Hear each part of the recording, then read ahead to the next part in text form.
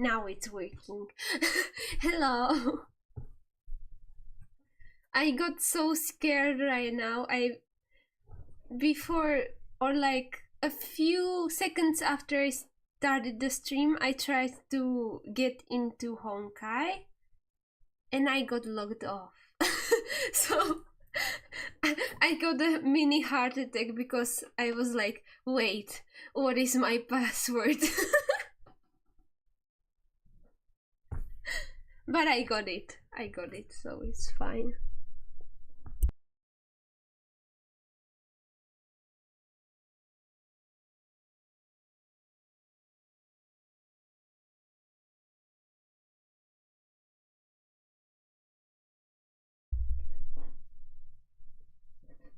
Well,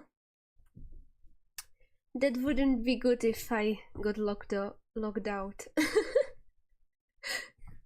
Because it happened to me before. I tried to log in and I didn't remember which password I'm using. So I failed like 4 times and it just logged me out for 20 minutes. Ah yes, Portal 2. That's tomorrow.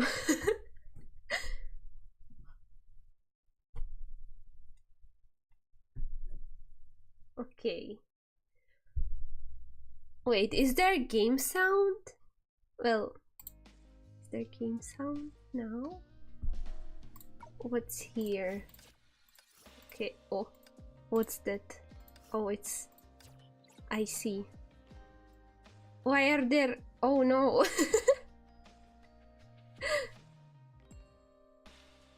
That's a wedding dress? Ah, Shigure Kira, #1 Cecilia fan.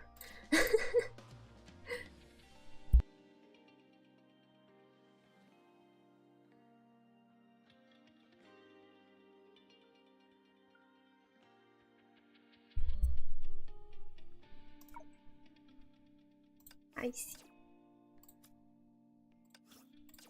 Give me everything. Oh, I won't.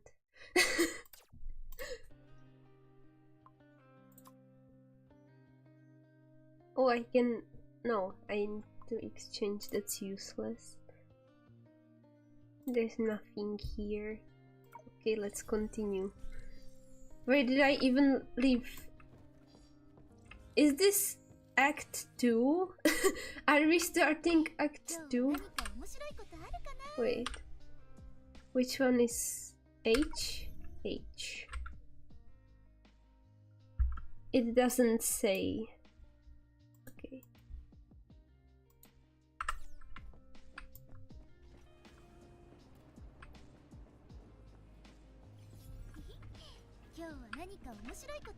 Hopefully I won't cancel any streams this week.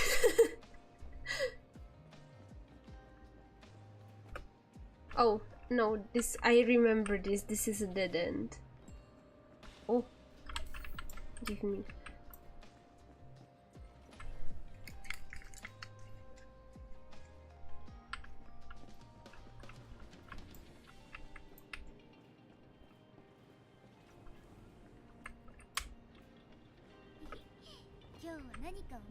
I will see if I cancel anything. You will never know until the very end.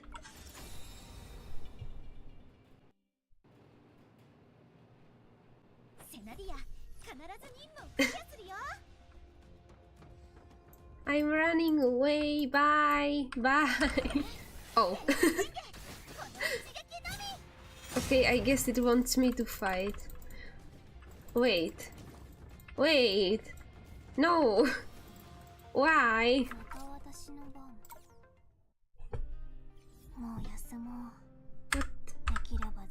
Wait. There is a problem here.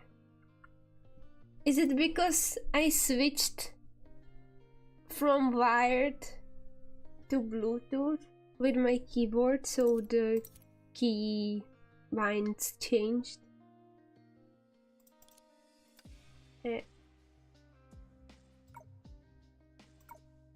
Mouse input, yeah. I want mouse input. Thank you.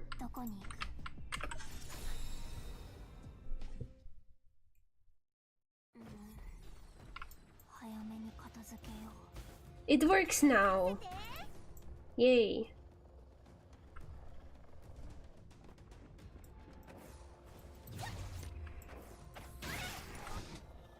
No, I'm actually not fighting them.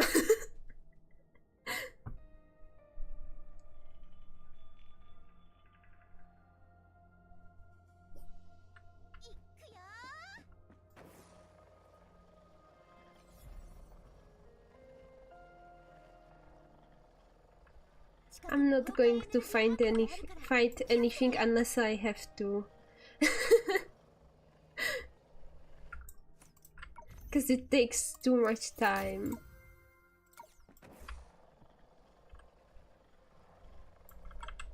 Okay, core is full. Whatever that means.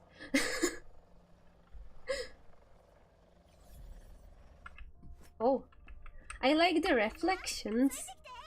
Ah yes, let's not waste our time with combat. Let's waste it with looking at the map details. But it's pretty. Bye. Oh.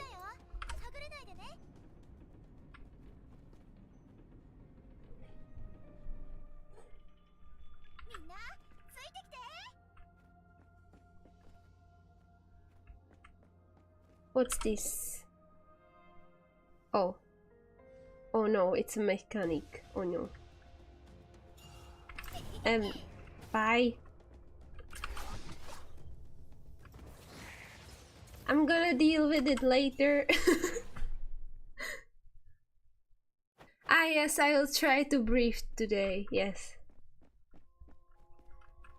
I will try my best to breathe. Actually, I was crocheting yesterday and I actually crocheted for the whole day. Like from morning until evening. And at some point I was so focused on the work that I just stopped breathing.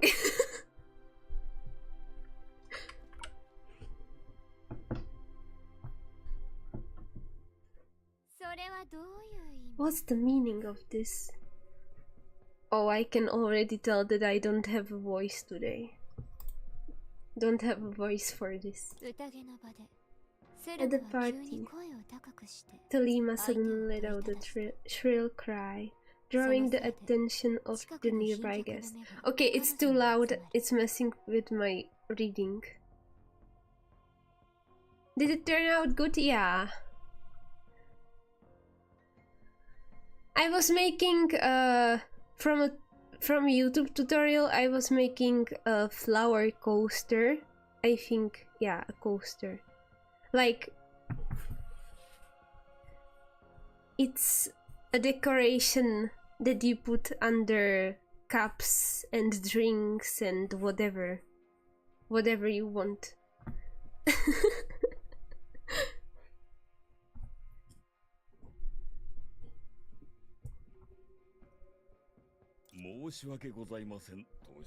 Please don't act so surprised, my lady. It would harm your reputation if you made a scene. You. You. You said we don't have any more money for the parties. What do you mean by that? Wait, did the conversation restart? I think that we left this conversation last time. I think the meaning is quite clear, my lady. Ever since the Ember Street incident, your parties have become increasingly extravagant, straining our finances more and more. Meanwhile, you also ousted the elders in charge of our major businesses. I'm very much in favor of your decisions and grateful to you for entrusting me with the majority of the family businesses. But you never asked about these businesses and I could hardly keep things going all by myself. Yeah, I think we definitely played this part last time. I don't sell them.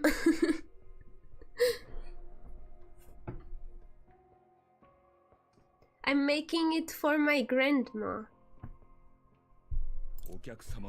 I deeply apologize for any inconvenience this may cause to our esteemed guests. However, I fear I may need to suspend such events in the future in order to manage our expenses more prudently. In fact, our liquid assets today have already... Oh, really? Hasn't been so long.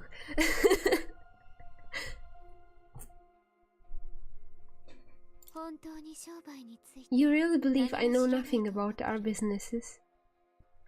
Yeah, I think we definitely read this last time.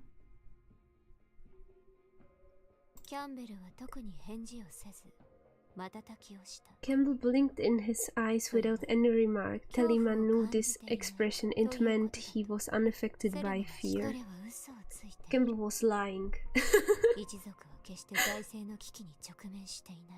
I read it weirdly. Wait, I need to drink.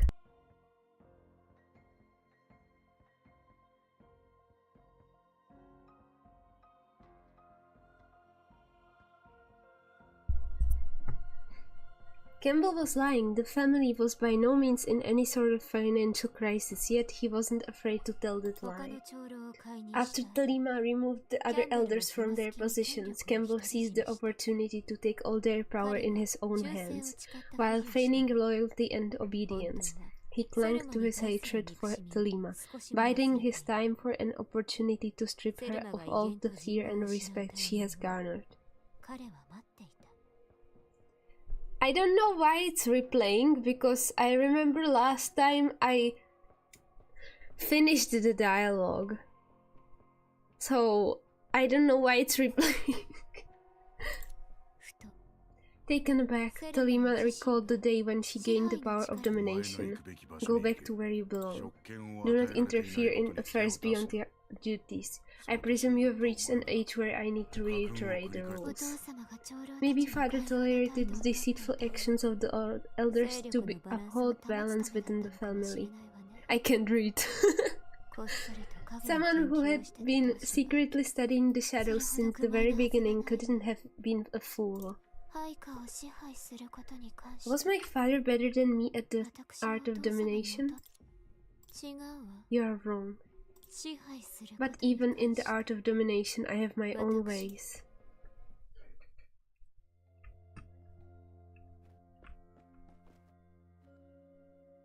Oh!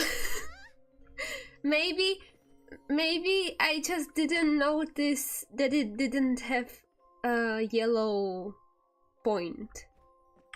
Because you can still read it. I see. Okay, it's not the game's fault, it's my fault. Lady Telima, I'm very grateful that you allow me to stay here. You can skip the pleasantries. You are a student of energy, correct? Yes. More specifically, my project is titled Feasibly Study on the Energy Conversion of Shadow Calamities. If I could channel from the shadows, would you be able to light up the lamps here? It's theoretically possible, but I've never conducted any experiment.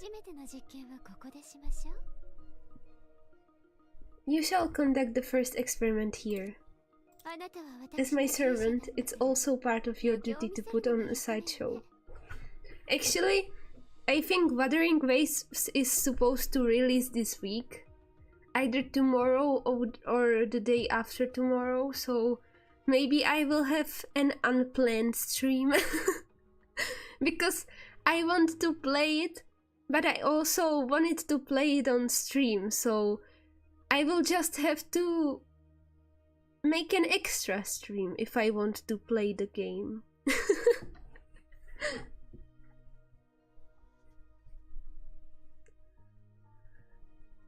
I didn't put it in the schedule because I wasn't sure about the release date.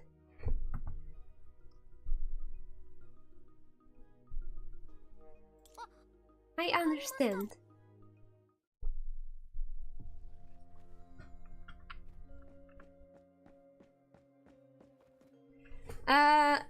Yes, I managed to crochet 3 flowers.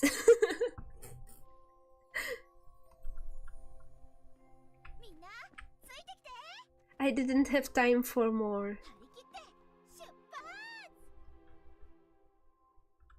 And like by 3 flowers, I mean like it took me like 30 minutes to finish that.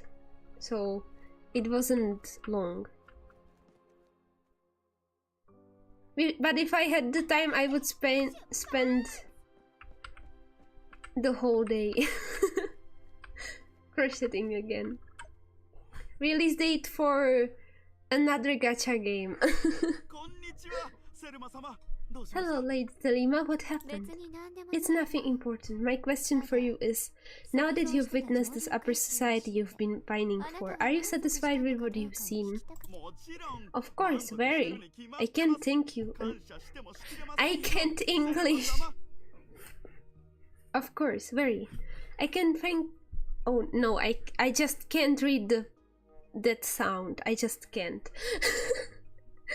Thank you enough, Lady Telima.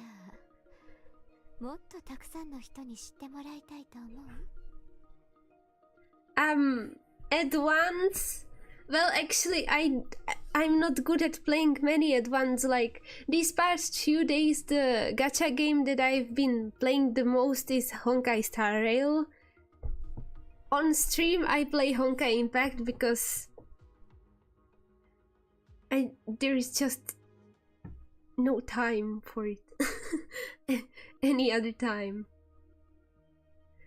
If something important releases, I play Genshin, and when I feel like I don't have enough gacha games in my life, I play Arknights. And when I really don't know what to do with my life, I install and reinstall and then uninstall Tower of Fantasy like once in a year.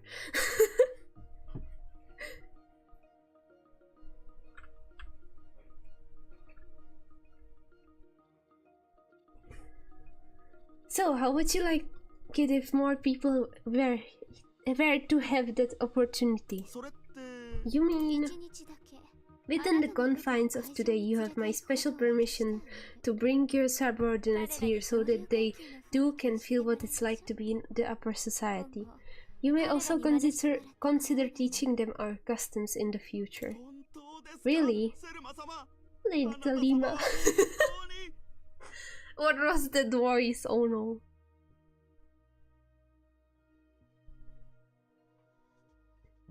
Well, the thing is, I don't play them at once, you know? Sometimes I don't play any in a day. It's just, I kind of switch between them from, like, depending on what I want to play, you know?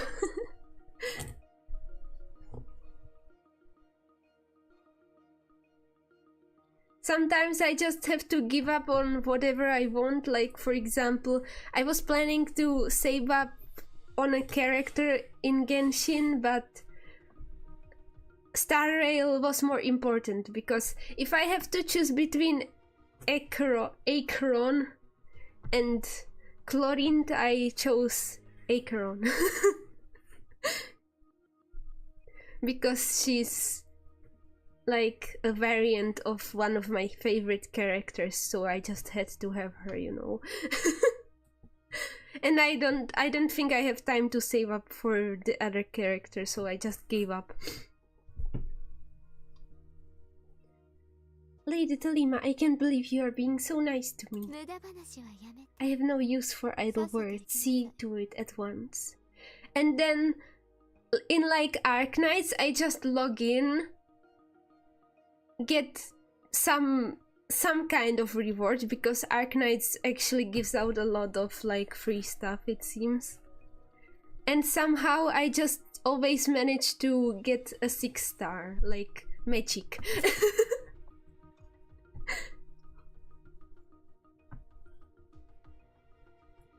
Not always the one I want. There was once a time that I decided to spend some money on Arknights because I really wanted Surtur, because she's drawn by my favorite artist, Ask.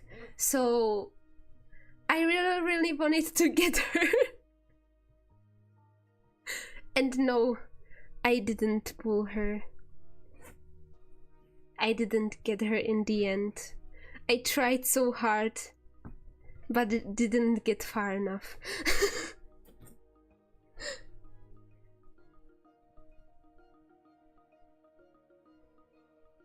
Ask is my favorite artist.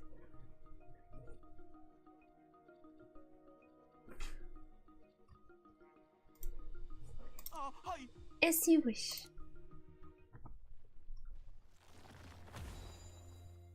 Yes, her name is Ask. It's not a question, it's a name.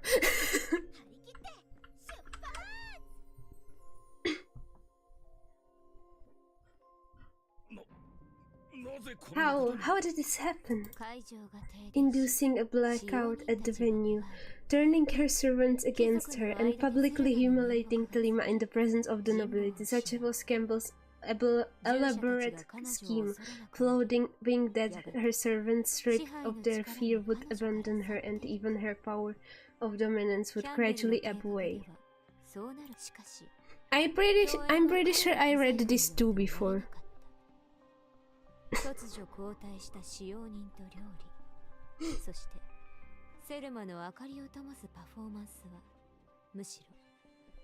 Well, sucks to suck. I also didn't know how to respond. But his maneuvers failed to stop her mad banquet. The sudden replacement of her servants and the delicacies, along with her little lighting show, all pushed the party to new heights instead. How is that possible? Poor Campbell, after all these years, looks like you are still no match for me. Campbell took a step back. In the next instant he seemed to remember something. The shadow's power came from fear. I can't be afraid of her, I can be dominated. Telima, you. Even if I'm to fear someone, it won't be you. The shadow behind Campbell suddenly elongated, wriggling as if alive.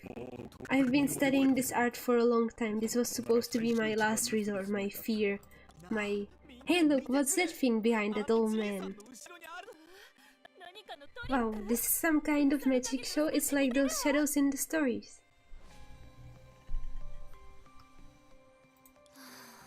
How unsightly. You can't possibly believe you possess the talent to control fear as well, can you? Oh, also, I said that I would work on the waiting screen so that until Friday comes, I can just not color it. I will color it off screen and then I can shade it so that I don't spend another 3 hours just coloring. I didn't do any progress there. I think that I finished a hand and then I just went about my day. So I have to finish coloring it until Friday, or I will have to, I guess, think of something else to draw. I don't know. It's not just a belief. Look closer. I'm succeeding. Well, there's actually still the Coralie drawing that I drew first time I did the art stream. Just you wait. My shadows, my monsters will destroy your mad banquet. Really? You might want to take another look. What's this? What have you done? Yeah, I think that I've definitely read this. So, no, I don't think, I'm sure I've read this. Looks like someone wasn't paying attention to their shadow controlling 101. Shadows come from people's fears. So at my med banquet, what's the use of one man's fear alone? It's Lady Talima. Lady Talima is controlling our shadows. Is this a performance has Lady Talima arranged for all this? Our shadows are dancing. Wow. Apart from you, everyone here is my servant, and all their fears are mine. And you are going to join them in a moment. Are you ready? See, you can no longer control your own fear. I will give you one last chance. Submit to me. And join the others here to celebrate my name. To Lady Talima. Looks like the memories are complete for this face. I can't believe she would remember so much about just one party. It's kind of exhausting to watch. It's the process in which Talima gained full domination over her family and what happened in the end. Isn't it a bit like the fear gathering now? Collecting everyone's shadows and turning them into something else. I suppose the principles are alike, but my guess is Talima herself probably never stood the nature of her action. But she must have utilized this newfound trait afterward. For one, fear gathering is no longer a secret. For another, her med banquets became even more extravagant for a while. So all those who had stood in her way were defeated, and she gained a deeper insight into her own power. A string of good luck, and it's smooth sailing all the way. That's what happened. Wait.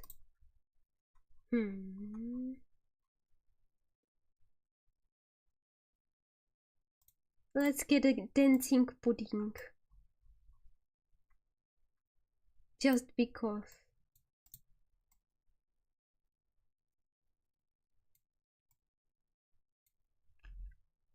Yes. Alright, let's carry on. The place where Talima's resting shouldn't be far from here.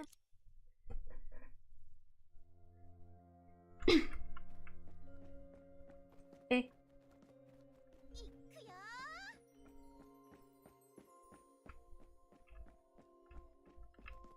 No. Did I come from here? No, I think I'm going the right way.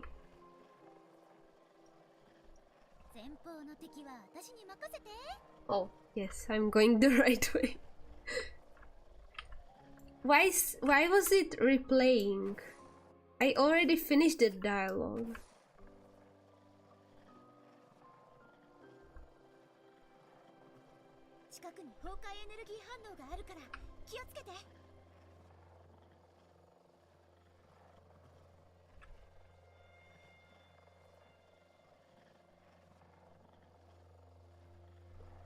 Or I don't know where I saw it, but it just all sounded familiar.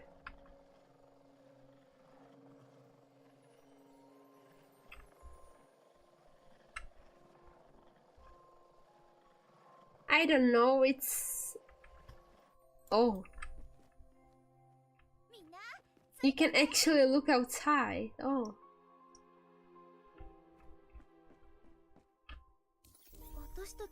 Are we at the end? But I don't think Talima's here. Considering what happened to us with Seraphim, we'd better look around first.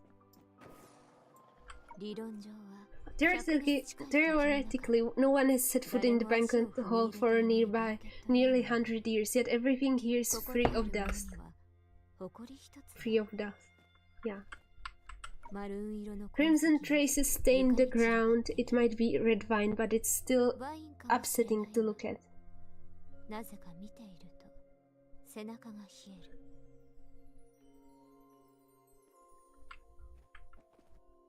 The end point today.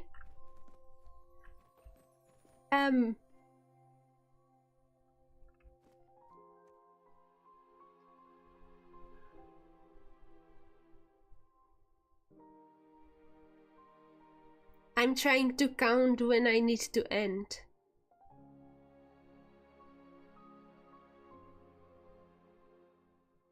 In about an hour and a half? I should probably end in about an hour and a half. So yeah, when that time passes, then the end. But I would like to at least finish these pieces of shattered metalware, piecing them together revealed the outline of a torture device. Oh no. I want to finish this arc. At least. Not arc. Act. Is this another part of Telima's autobiography? I mean, you can still hear that mysterious voiceover. It feels somewhat strange without the videos. But I guess this strange feeling is what members of the exploitative class such as her often use to manipulate people.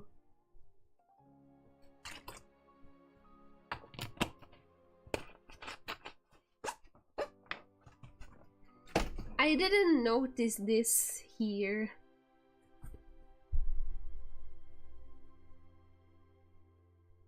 It's a pudding. The thing on my shoulder. A dancing pudding.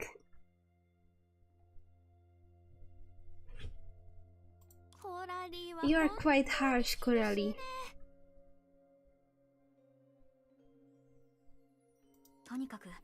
Whatever the case, it feels somewhat unusual that Telima has left fewer traces here than in the corridor.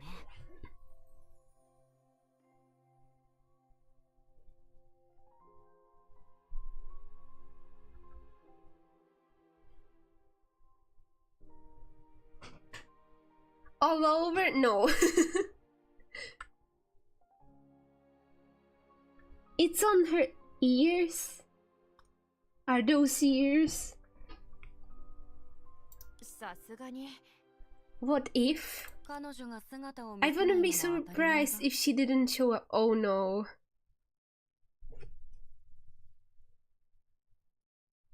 It's Lantern. After all, you came uninvited.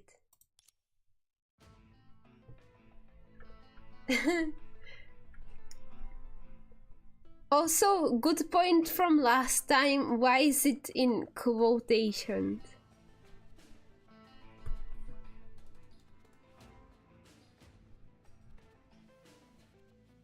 It might be stuck to my hair. I've already confirmed that Ajita played no part in what happened today, which means only one shoe was active at the time of the incident. The person you are talking about is Donic, Lantern. Oh. The way they are all looking at her. That's not possible. Mr. Baichi has just explained to me that Donic doesn't have enough power to upset Langshu.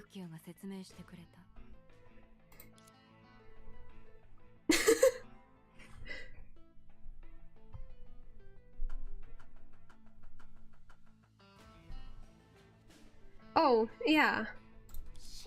Master? What did he mean? Nothing in particular.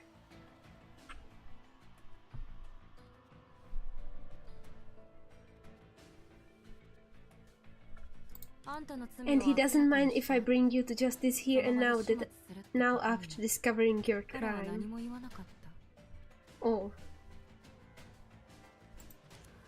Lantern, don't do this, I mean innocent.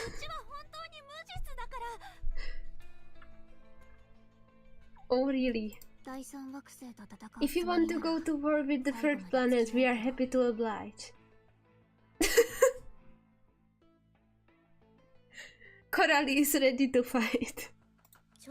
Hey Coralie, are you sure you're not provoking her?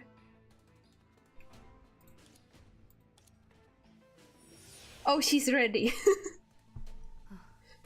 Words are a waste of time. Show me what you've got. It's like flames. You have my permission to prove your innocence in combat.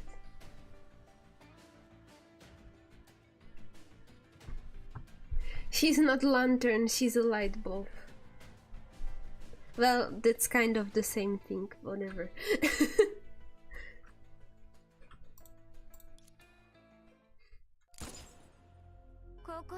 But who said you could permit anything here? Oh.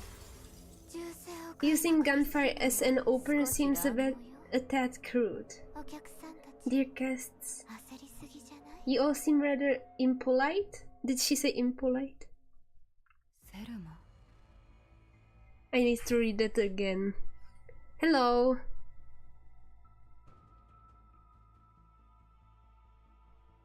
Impatient. She said impatient, okay. Telima. Long time no see, Lantern. Oh yeah, she said lantern too. So, is lantern or also a fragment of the real lantern, or what is she? Or is it because it's not her real name? Because her real name is like Savore or something like that. Haven't I told you before, don't shoot while others are sleeping? It was not I who awakened you. Who knows? Either way, I had my reasons. You are in no position to call the shots here, Lantern. You are not the owner of this place. In the Hall of Pleasure, all of them are my servants. No one is allowed to fight here, and this rule also applies to you. We have no need for conflict at a party. Would you kindly keep this in mind? Oh, I cut her off. Sorry for barging into your territory. I will leave this place at once. As for them, I can still kill them as soon as they leave the corridor. Lantern, what? I've already confirmed this. Among the 7 shoes, only you remain under suspicion. If you deny your guilt, then they are the only ones who could have caused the anomalies. So I will not take back what I said. You will either die at my hands or stay here forever as Telima's servant. That's fine by me. Goodbye. Bye! Lantern swiftly left the banquet hall under everyone's gaze. She said that among the 7 shoes only Songcha remained suspicious. Setting aside Dawning, did she confirm the situation with Ajita during her absence, and where did perception go? It appears Lantern still enjoys making threats. How tasteless of her. Well, there is no need for you to take it seriously. It's just a habit of hers. I can see that. Ah yeah, a little habit, just fighting people all the time. Making threats. Then... Oh, where are my manners? I'm the mistress here, Telima of the Nutrisku family. I believe you don't need any further introduction. That won't be necessary. You and I go back. Oh really? We have awakened you to resolve the shadows. There is no need for all that. Shoes aren't completely ignorant of the happenings in the world, even during their sleep. Besides, you weren't the ones who awakened me. Huh? The mechanism in this corridor are all connected to my mind. Your journey through the corridor was a process in which you gradually accepted my thoughts, my motives, my ways, my style. Your minds were gradually imprinted with my ideas until you're finally here to be interviewed by me. Are you suggesting that by reaching here we are already under your domination?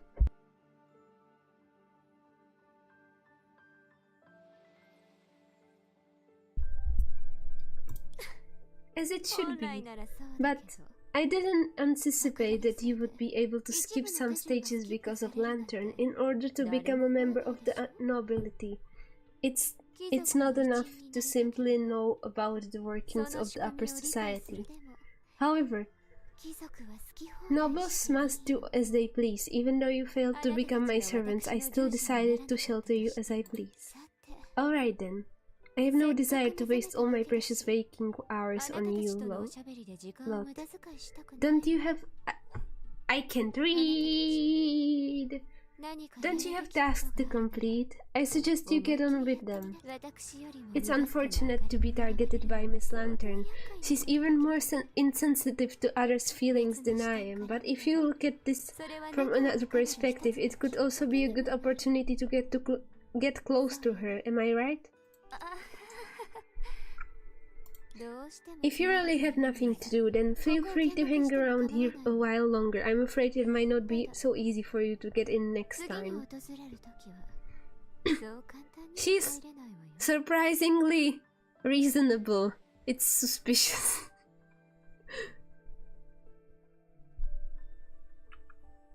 I expected her to be scarier. It won't matter. We wouldn't dream of disturbing you unless we had something important to discuss, Mr. Lima. As for what comes next, I will come visit you again once I have had a talk with my master. Are we the bad guys? I actually don't remember why we are waking the shoes up in the first place. I already forgot.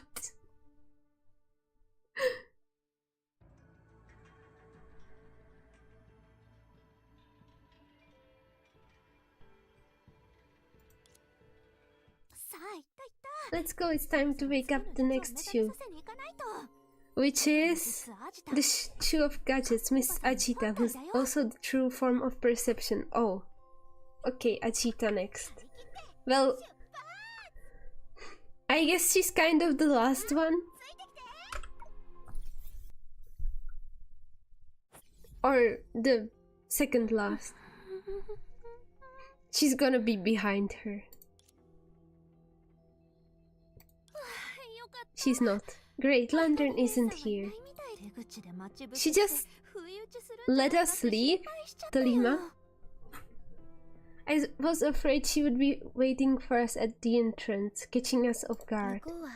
Seems like she believed we would at least rest a while in the corridor. Yeah, that assumption would be right under normal circumstances, but considering what's happening now, we will have to take risks for the sake of Langshu's future. Let's quickly wake up Gadget while Lantern hasn't noticed our whereabouts. With own perception around, I don't think it will be much of a challenge. Gadget! Oh, I mean Ajita. Speaking of which, where's own perception and the dog? I see him! Oh, found it. Give me. Okay. Give me this too. What is this? Oh? Huh?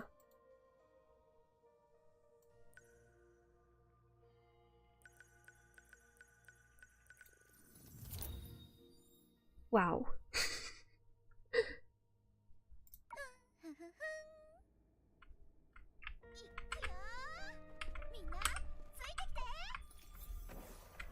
Smart. Hey, what are you doing here, sneaking around? Danik let out a scream of anguish as someone grabbed it by the back of its neck. Oh. You! How did you get out?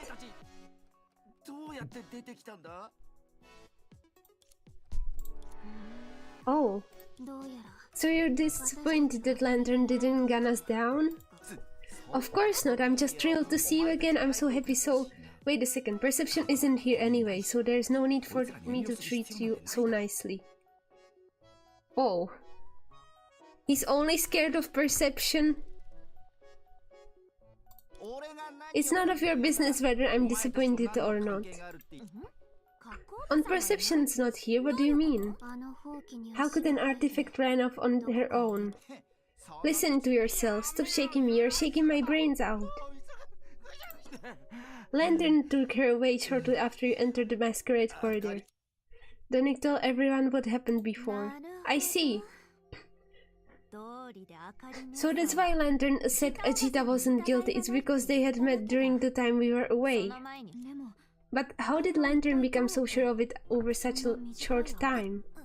Well, never mind, we will get nowhere by imagining things. Once we have woken up Ajita, we should find out why. Yeah, you're right. Let's start right away. But of course, we have got to bring this one along. Where are you going, Donnie?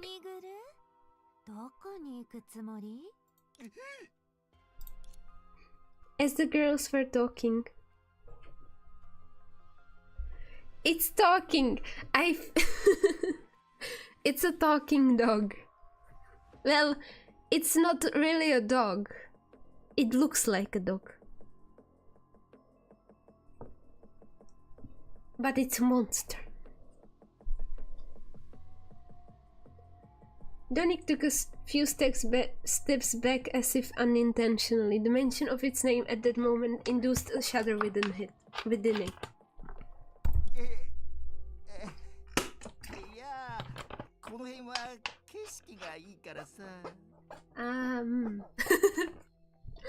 The scenery is better here. Oh, in that case, would you like to go a bit further? Perhaps first right here, right over there in the midst of the monsters. I'm telling you, the scenery there is simply marvelous. Why is it weird like this? I just noticed something.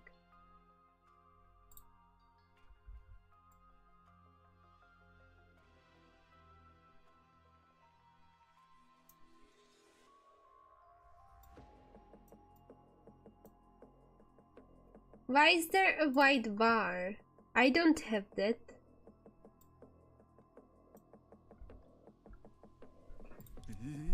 Rest assured.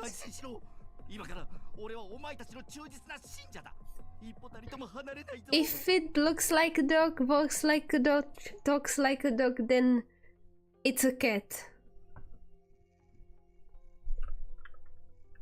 Rest assured, from this moment onward... No, it's actually a fox. I shall be your most loyal follower, standing by your side at all times.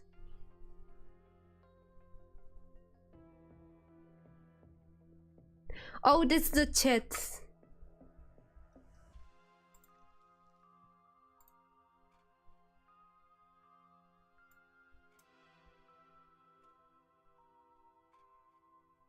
It's the chat line. I don't know how to make it disappear.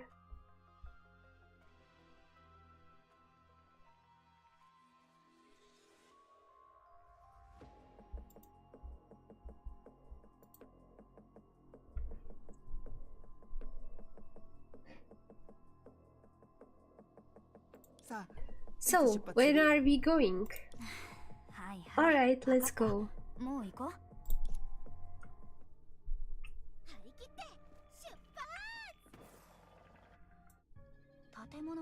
I don't see any building here.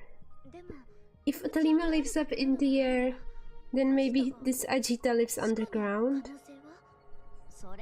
Not really. She's cast an illusion spell in the area. Why are they walking?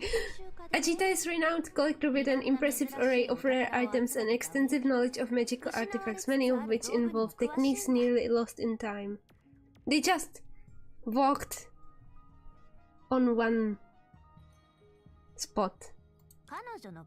Her split.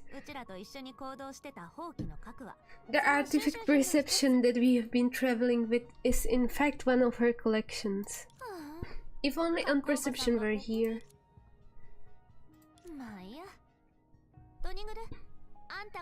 Forget it, Donik, you will have to sniff around.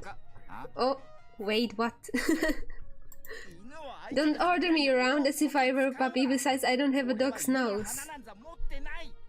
He does. Ajita channeled her power as she to conceal her place of slumber. I'm sure you can sense that, considering you are one of the 10 faces of misery. Even if I can, it would be my call to help you or not. help you or not. If you had not let Lantern kidnap on Perception, we wouldn't be running around here like headless chickens. We haven't finished you for that yet. Should we do it now? She doesn't look threatening at all.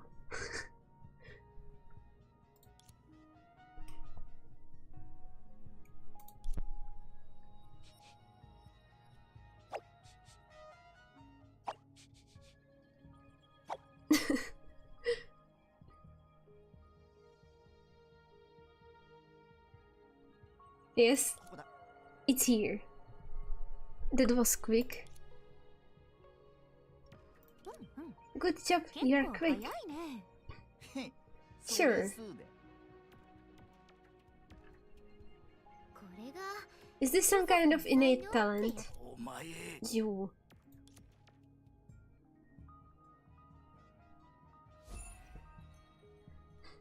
Oh? Ajita has taught us the mantra. Let me think.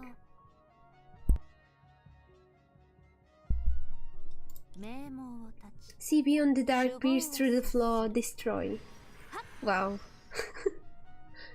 A portal. Yeah, that's it. Ajita should be sleeping behind this magic circle, but you must be careful once we go in. I've never been down there before, so I have no idea what it looks like.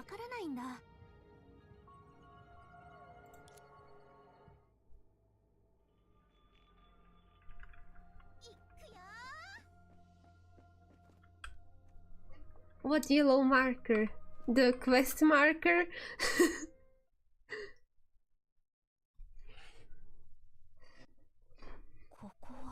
Is this the sea of data connected to Langshu? If Ajita is sleeping in a place like this, then she... What's wrong, Songche?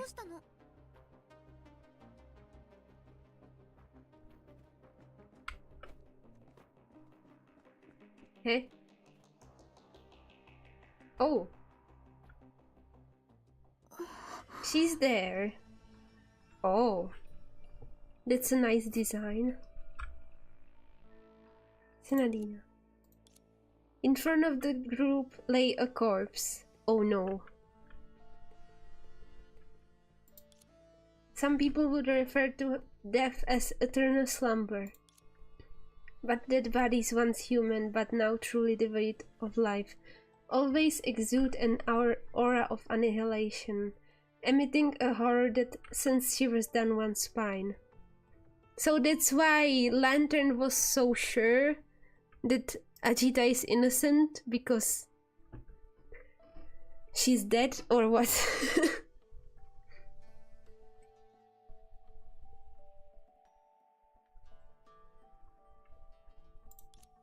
The situation was the same here, even though this body bore the countenance of a beautiful lady as depicted by Songche.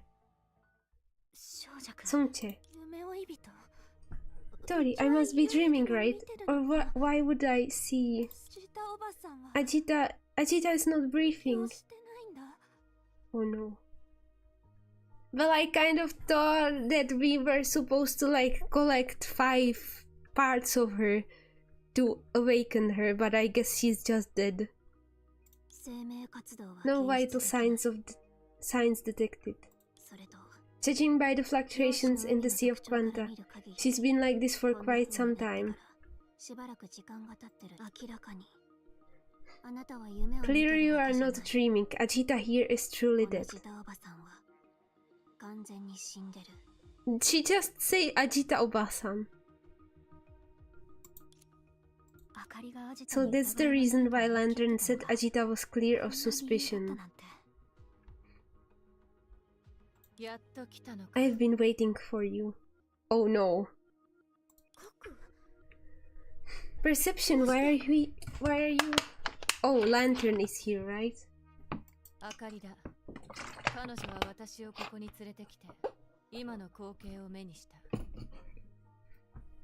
This was what we saw when Lantern brought me here. Then she said she needed to do something and left alone, leaving me here to watch over the body myself.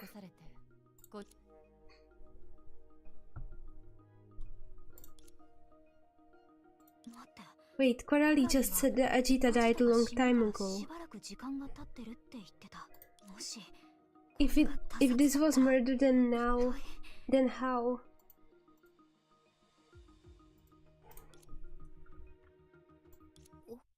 It's strange.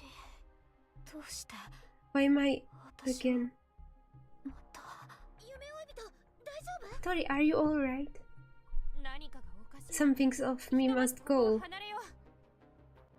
Well, it's the sea of quanta, data, whatever, data. So it's chaotic.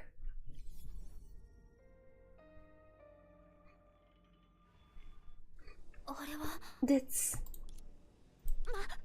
Oh no. Oh no? What's wrong, Songche? What am I to do? As she does that, we won't be able to wake up all the 7 shoes now. This is terrible. What should I do? Is it really so terrible if we can get all of them? Of course! What we are facing now only happened once 100 years ago. Master said back then that this calamity could only be subdued by the combined power of the 7 shoes.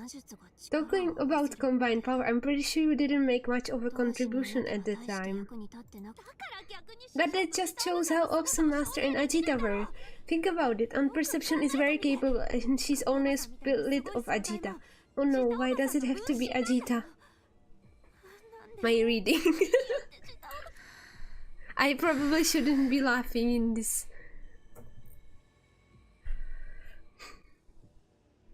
But my reading was dramatic. Songche, even though we don't have enough power from the 7 shoes right now, we will still have Osha, Shinchu and the others are as backup. We can work this out together. So why don't we calm down and analyze the situation first? Okay.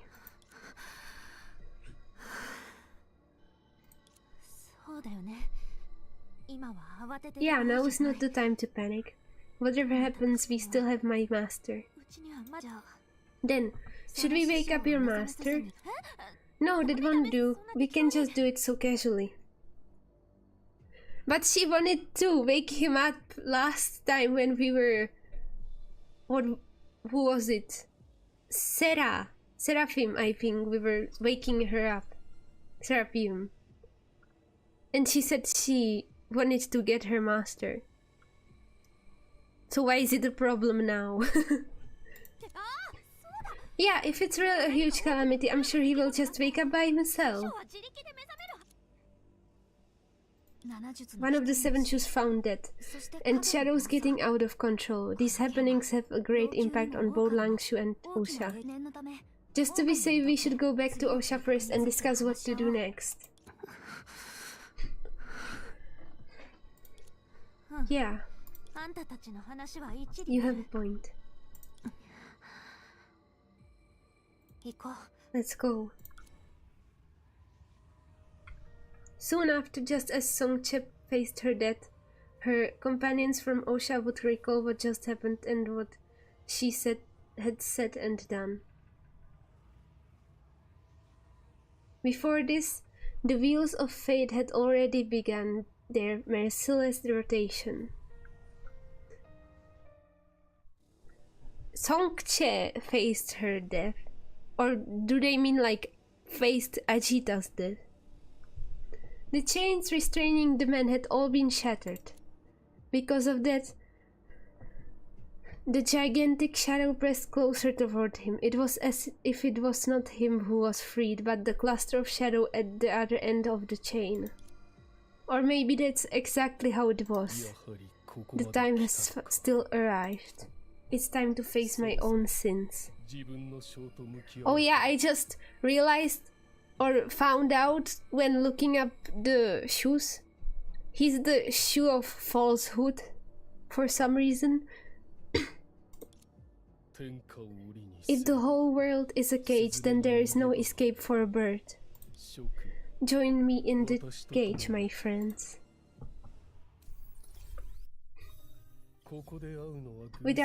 While our meeting here may not be coincidental like them, are you here to kill me?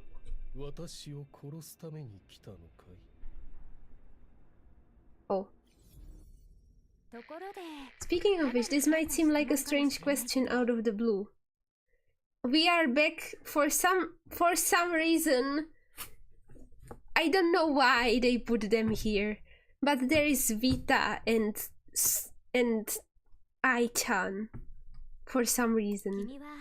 But do you believe in prophecies? Why are they here?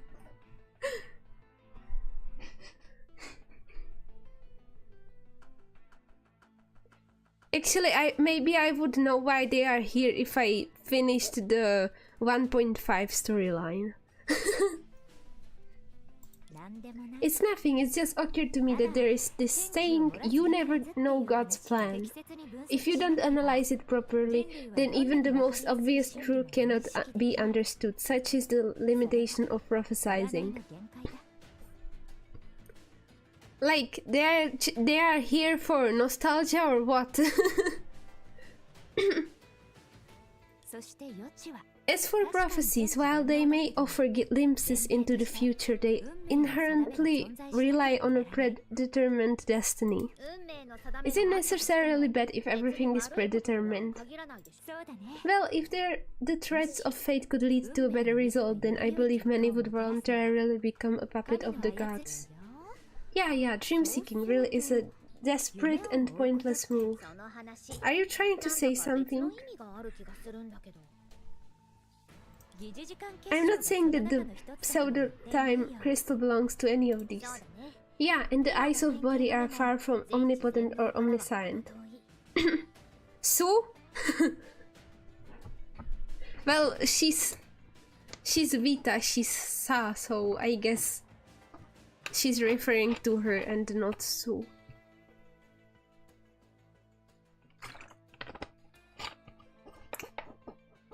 It's gender bent Sue. The two individuals who transcended time in Loxing spoke curtly to one another. They observed as the world rose and fell and also witnessed Dreamseeker's temporary return. I can't read. What kind of dream does ego and the world belong to? And what kind of dream does the future belong to? Perhaps they knew the answer, but they also understood that this was irrelevant to their dream-seeking journey. Time is always divided into countless futures, in their eyes as the representatives of time. When they were exiled from the world one day, Dreamseeker would, ironically, be able to come up with this conclusion. No matter where she was, the process and results of one's best effort was that person's ego, world, and future. I'm just reading. I don't know. It's just text. But what does remind me of a story? That does remind me of a story. In the story, a wise man said there were no directions in the world. People make choices according to their ideas, which determine the direction of the world. Meanwhile, another wise man retorted, and therein lies the conflict of this world. It was not born of people's ideas, nor will it perish for the same reason. Therefore, in order to change the world, what matters is not people's ideas, but their means of living. So, how did this story end? Have you never lived such a story? The answer to your question, can it also be the answer to this story?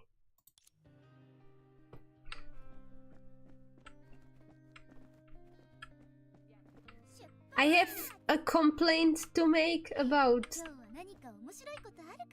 the fact that they said that part 2 would be like beginner friendly, but you can only play part 2 from level 30 for some reason. So it's not like you can just start right away. You still have to play part 1. At least a little bit of it. And it's And the tutorial is also still part 1 if something didn't change, which is weird. Like, imagine someone is just going to play part 2 and there are these just characters in the tutorial that will just never show up in the story.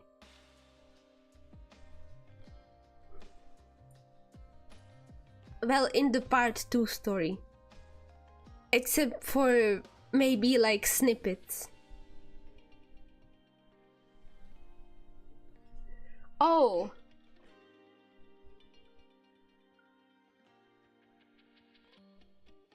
Actually, I don't know, maybe it's a future character because I think that I have seen this person before. But maybe it's just an NPC. The big thing here. The green thing.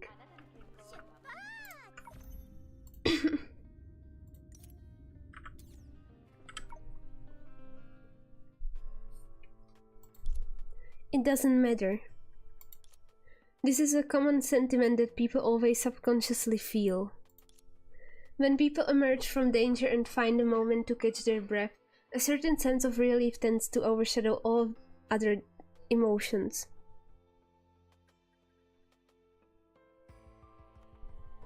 It's fine. I was just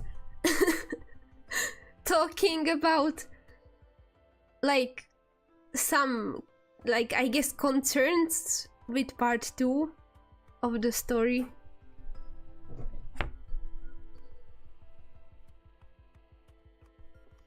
Well, to explain to a non-player, there is part 1 and part 2 and they have like different characters, different cast and a different story. So the tutorial when you first play the game is from part 1 and you have to play till level 30 to unlock part 2.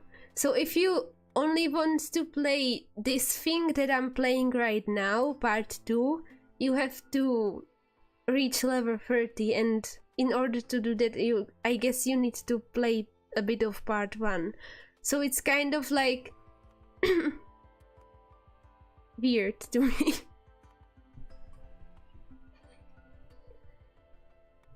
As much as I love part 1, it's just kind of, wouldn't it be super confusing to like new players?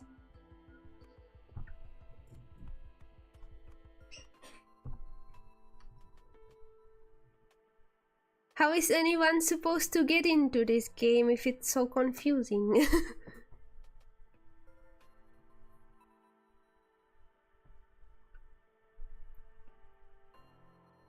When people emerge from danger and find a moment to catch their breath, a certain sense of relief tends to overshadow all other emotions, even if the ultimate goal remains distant, even if failure looms ahead. Most will comfort themselves by saying it doesn't matter. She has already tried her best, doing everything she can to fight.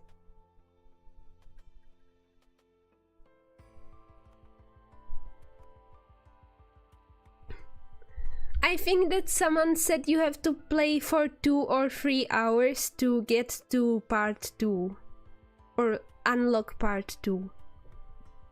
So yeah, that's quite a lot. That's a lot.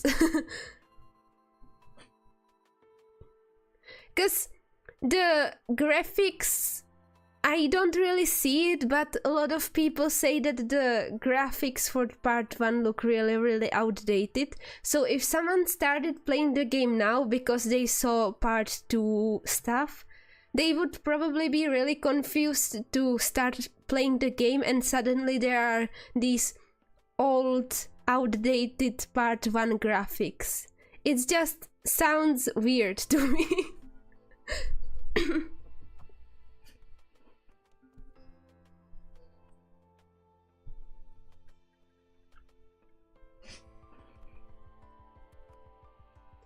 And in her desolate disillusionment, only one thing is still fills her with pride. Because part 2 had, when part 2 released, it with it got an engine upgrade, you know. like better graphics. So part 1 and part 2 look a little bit different. Slightly bit.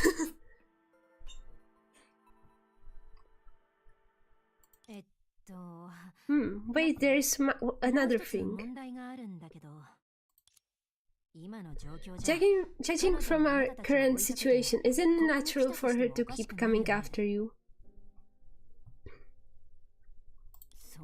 If she comes knocking at the door, I'm afraid I'm also in no position to object. All I can do is hand you over to her. No way, Shinju. At this moment, for the adventurers who have just made their hurried escape, Osha is clearly a place where they can relax and catch their breath, at least for now.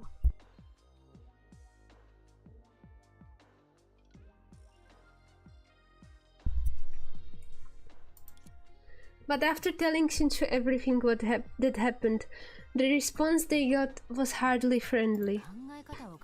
Let's consider the situation from her perspective. I awakened from my slumber only to find the world I created and sustained fraught with anomalies. After finding nothing amiss with the companions who created the world alongside me, the only variable that remains would be the intruders who appear quite suspicious. Nothing amiss? What about the body? I guess that makes us even more suspicious. But this misunderstanding should be easy to resolve. Isn't she a bit too headstrong? I was looking for a friendlier adjective. Judging from the example of Litos, you could say stubbornness is a hallmark of shoes. Oh no, I hit my mic. Stubborn? You mean obsessed with killing people? What's wrong with her? Also, well, I don't complain about this. This is more of an information, but there is a difference in character mechanics for part 1 characters and part 2 characters, so I guess you can play part 2 characters in part 1 and like event stuff, but you can't play part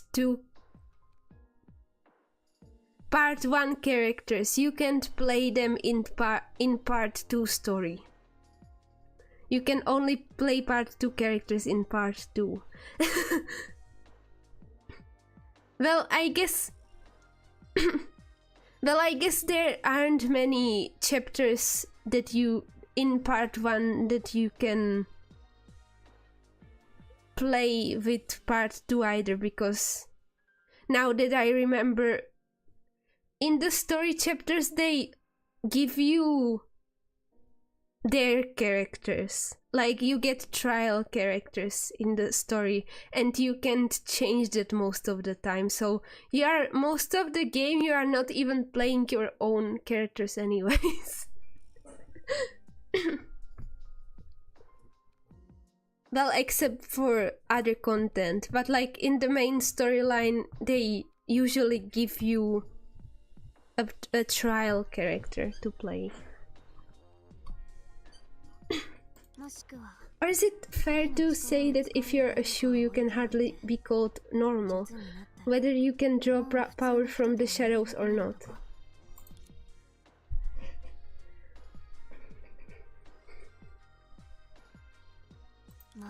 Okay, there is always an exception, you know. But it's not necessarily bad, right? 100 years ago, the title Shu might have been used to refer to those who conquered the shadows in a certain fashion. But today they appear to be a group of people confined to their own ways of thinking. If you look at this from another perspective, maybe we could turn this to our advantage. Ah, speaking of which, wake up, Donik. He's sleeping at this time.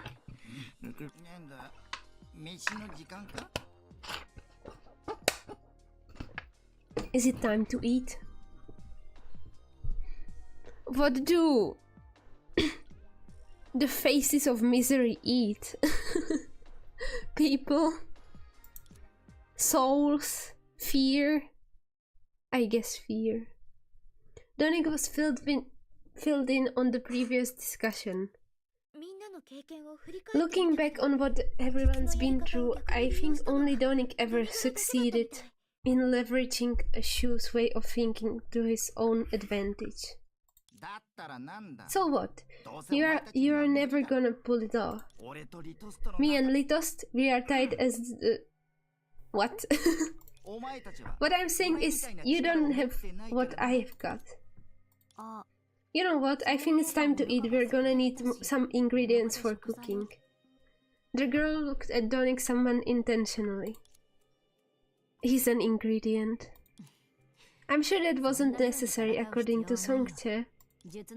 While Lantern never wields the power of a Shu, she possesses a comparable strength which sets her apart, even among that particular group.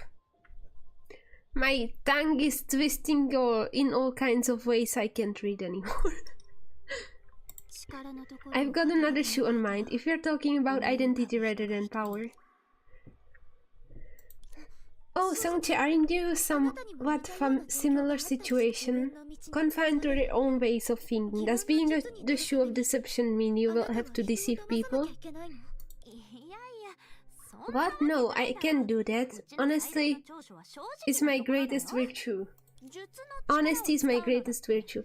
I mean, I'm good with my Shu stuff, but Master used to say that you should not strike before the time comes.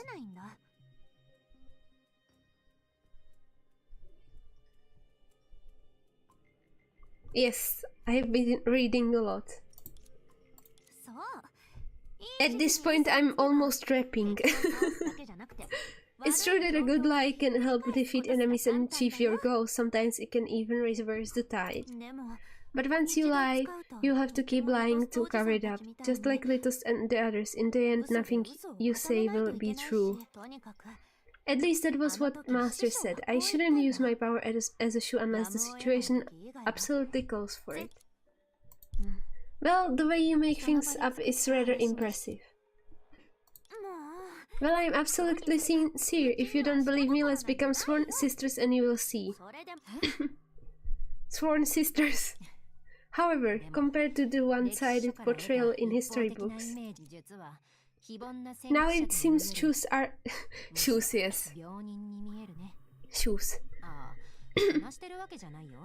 Now it seems shoes aren't quite the transcendent pioneers as depicted, but more like some kind of patience. Oh, I don't mean to disparage. Are you saying, regardless of the reasons, this is a sacrifice they made for the people? Indeed, if it had not been for them, perhaps none of us would have had a peaceful and stable life. Maybe in that era, when merely feeling fear could lead to life-threatening danger, becoming a patient was the only means of resistance. The idea of gathering 7 shoes to save the world seems more like combining various flawed abilities to achieve a supposed complete state. Langshu relies on shadows while Osha relies on source matter. When compared to either the past or future eras, it feels like we are two worlds evolving along different paths. Faced with the world's existential challenge, Langshu represents the 7 shoes as its solution, whereas Osha offers the Data Research Institute. In that case, we should be able to find some gentler or sharp approaches to address the challenges they have presented. Whew. Follow me. Shincho, we are... From a rational perspective, I doubt that someone could solely rely on their physical body to confront the rules of shadows, but if that's...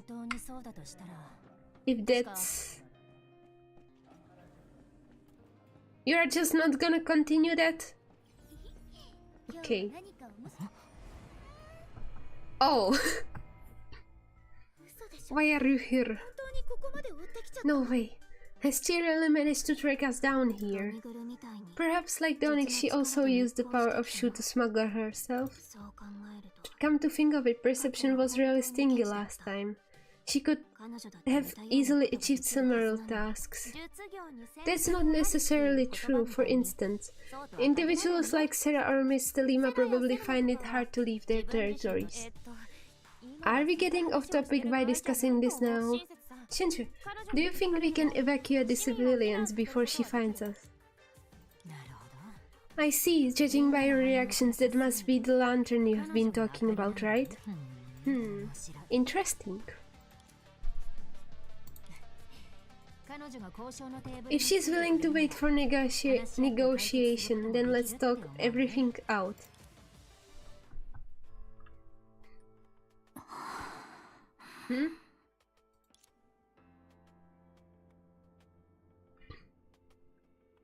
Is she gonna let us talk? Being targeted by a lantern leaves me nowhere to escape. Fine, just have to swallow a bit of pride. Lantern, actually there is no need for this.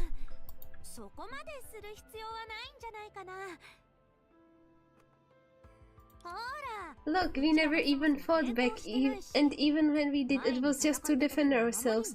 We don't have any ill intentions. And Donick running around causing so much trouble is partly V7 Shu's fault. So I plead with you not to make things difficult for them, okay? Oh really? She looks so dead inside.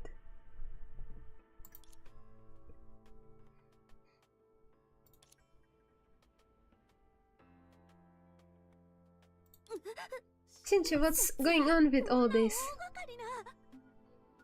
Oh. Okay, it's not a playable character, it's some kind of... I would guess they are like cyborgs or something.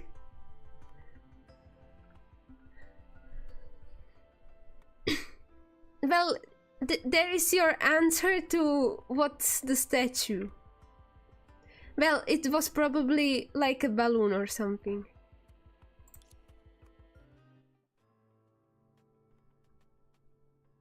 Oh no. What do you expect me to be hospitable to guests from the Sea of Data? No, this way is better. Sonche, things aren't as simple as you think.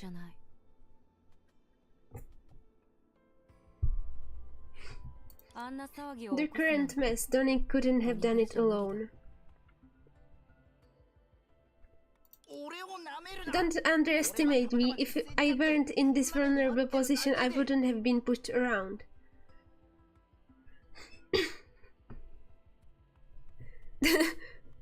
Well, Donick doesn't look that big either, and he can turn into like a Kerberos kind of big, huge dog, so don't underestimate them. What if they what if they can turn into huge balloons?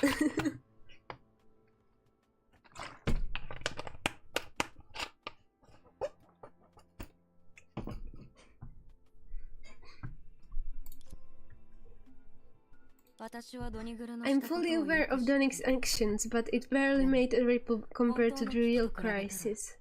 The current turmoil in Langshu is undoubtedly caused by you all, and judging by your look, you seem oblivious to the power within yourselves. Oblivious to the power within yourselves. Her expression appeared somewhat peculiar when she said this.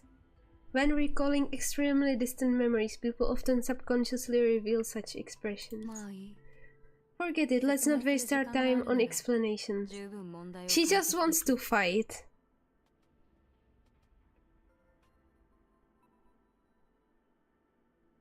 Oh, you didn't see it? Okay, sorry. With certain research results I kept, I can extract that power from you. Well, I already played through that part, so... Oh.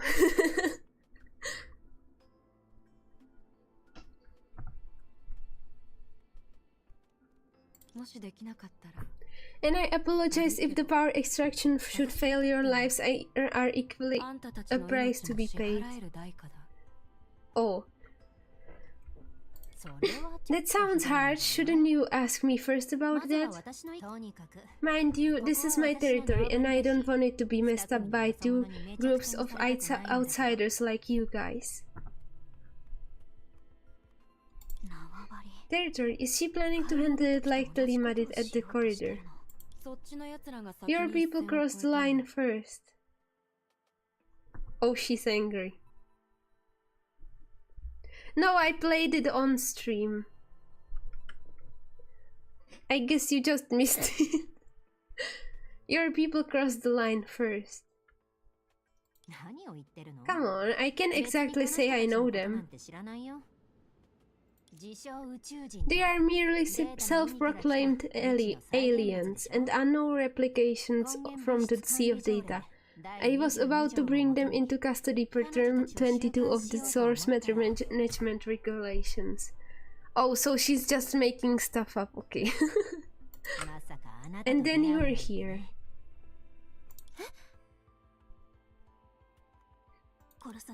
Please spare me, I will do anything. Oh, her acting.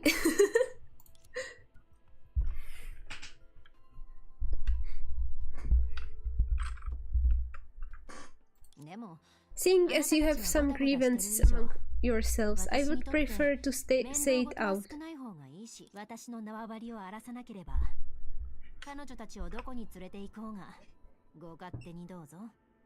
He already is a devil dog. Just don't mess up my turf. You can make them wherever you wish. You can take them wherever you wish. No offense intended, but what should I call you?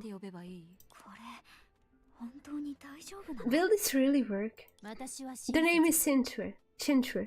Let's skip the formalities for this chance encounter, Miss Savory. Well, he's one of the 10 faces of misery, I guess. I will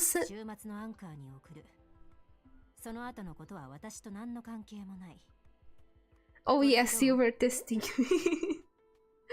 I will send them back to the anchor of the apocalypse, and the rest is none of my concern. Will that work for you? Agreed. No need to harm the innocent. As for the name Savory, it's been a long while since someone called me by that.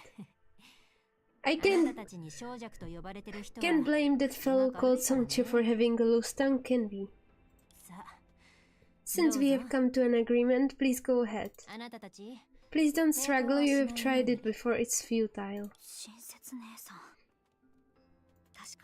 While this keeps Osha from becoming a battleground, what about our task here?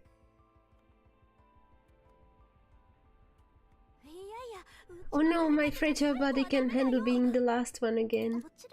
Surely one tumble is more than enough, right? Alright, you guys come closer.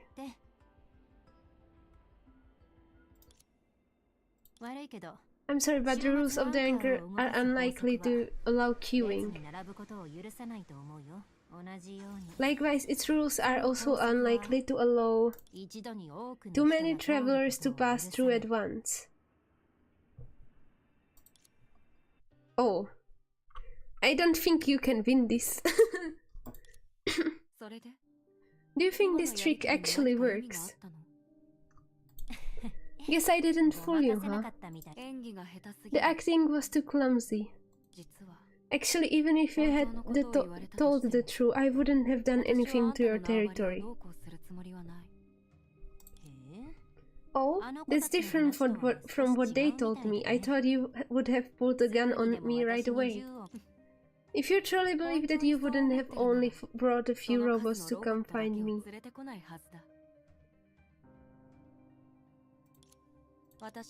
Here I heard familiar language and saw familiar writing. Osha, after breaking free from the shadows, has indeed continued to thrive in peace until today.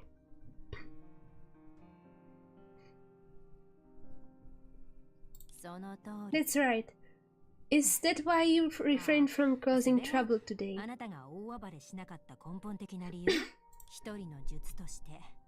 Being a Shu, is it against your nature to be ruthless towards your past achievements? That's hardly the reason. I'm afraid none of the Shus, including myself, have truly cared about the parts we left behind. In the end, the Shus you may remember are just those who inadvertently gained fame by deceiving the world.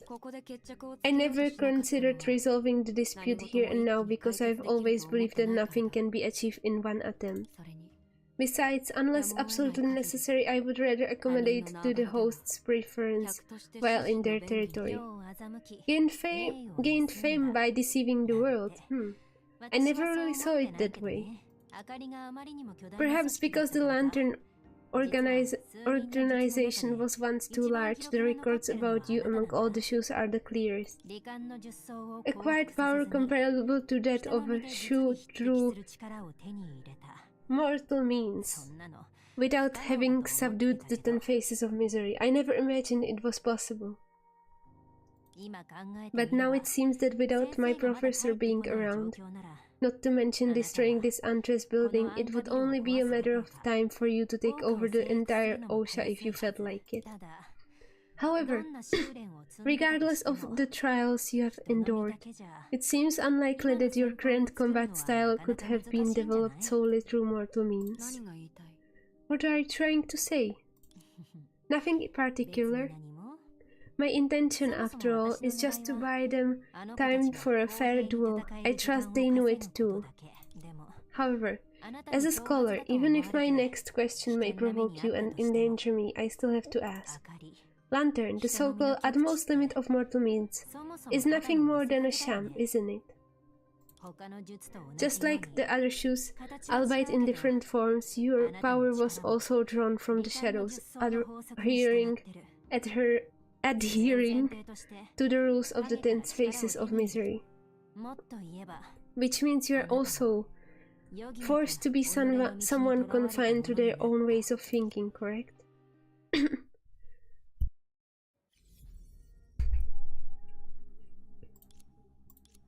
On the other side of the Sea of Data, just as before, the adventurers arrived at another world through that apocalyptic phenomenon.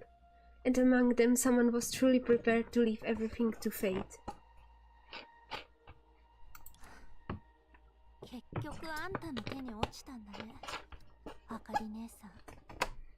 My fate is in your hands, Lantern.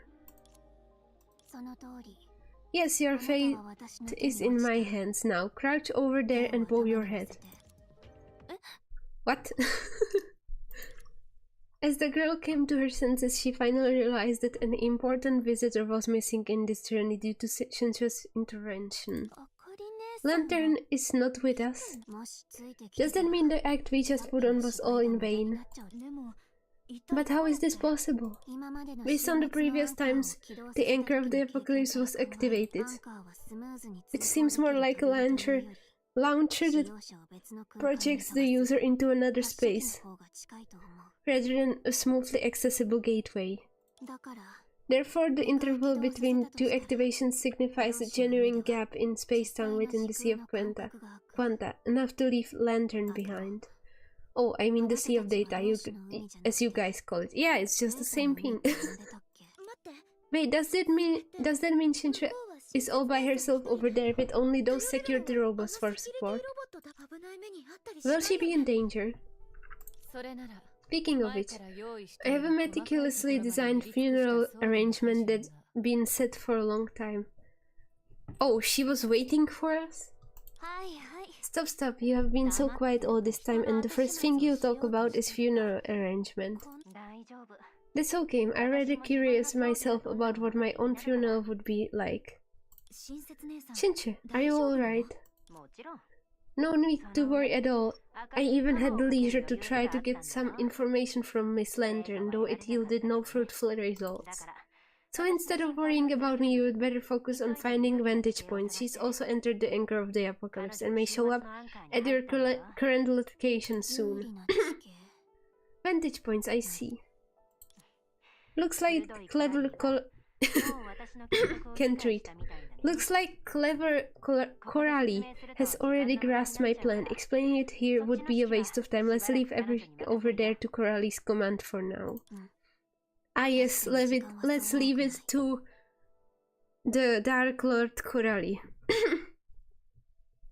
Indeed, time is running out. Let's set out before Lantern arrives. We must reach the library before she does. On the way to the library, Coralie explained her plan. So are we going to exploit some loopholes in the rules and leverage the power? Ah, yes, but we are not trying to take on too much at once. If we can just secure enough time for ourselves, there is a good chance we can turn. But what if Sarah refuses to cooperate with us? What do we do then? Then we will have to ask Shinche. I only had enough time to think up to this point.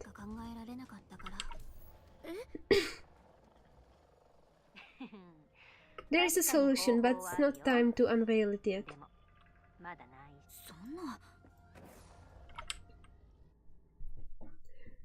I didn't read it. Quite as before, but this time the entire room is upside down. We are not trying to be swallowed inexplicably by Miss Sarah again, are we? It shouldn't come to that, but first we'll need to locate Sarah and have a necessary discussion with her. Indeed, hope everything goes well. Did any of you notice anything resembling glowing jellyfish? Why jellyfish? Don't you think it bears a resemblance to Miss Lantern's head? Whatever, but obviously she hasn't followed us here. Otherwise...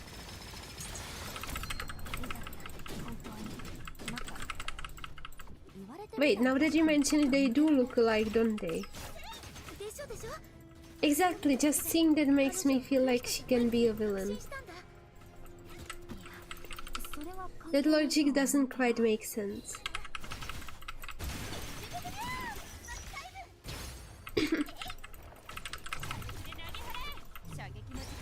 That's not a jellyfish.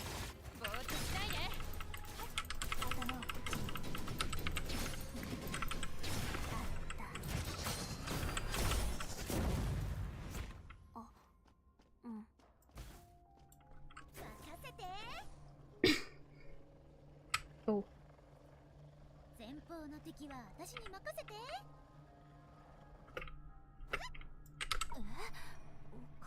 It can be.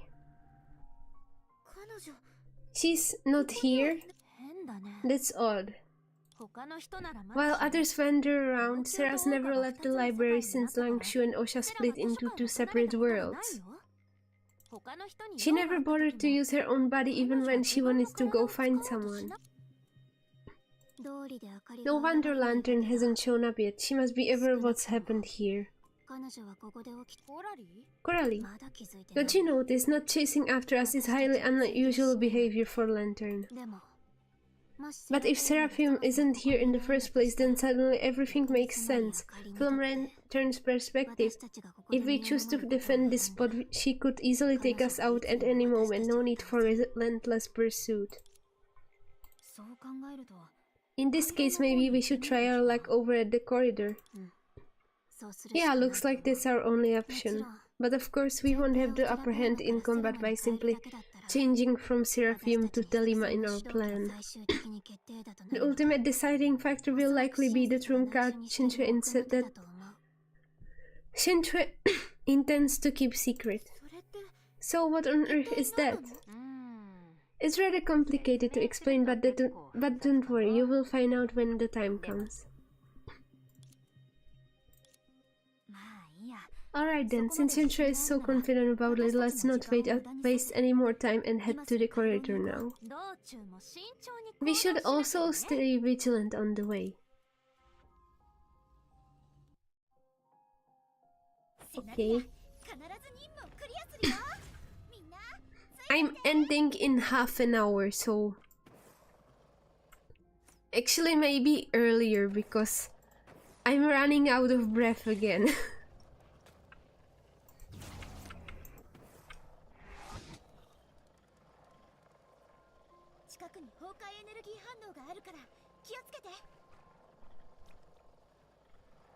I don't know why, but I'm running out of breath.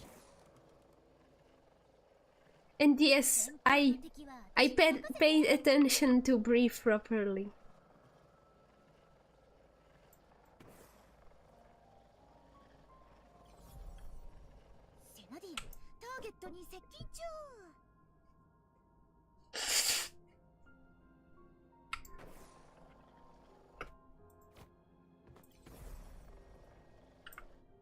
That's a long way to go.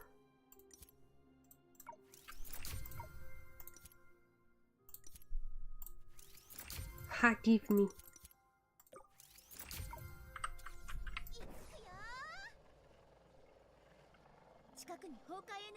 I like how it makes sounds. Okay, I should probably... Can I teleport there? I can teleport close to it.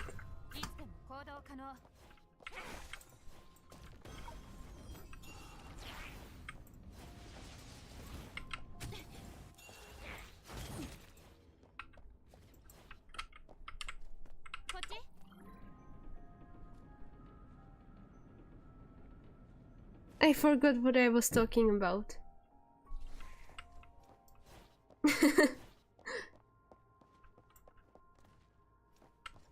Oh, you can hear the keyboard. Oh no. I mean, they are nice sounds except for the space bar, but they probably shouldn't be heard in the stream. Oh yeah, that's the sounds, the skates. I like the skate sound. An ambush. Looks like someone one step ahead of us. Given her background, she's definitely a professional for this. In your Jigsaw world, would she be skilled enough to be a Valkyrie? I can't say, but if you're talking about style alone, maybe someone who used to fight Jigsaw.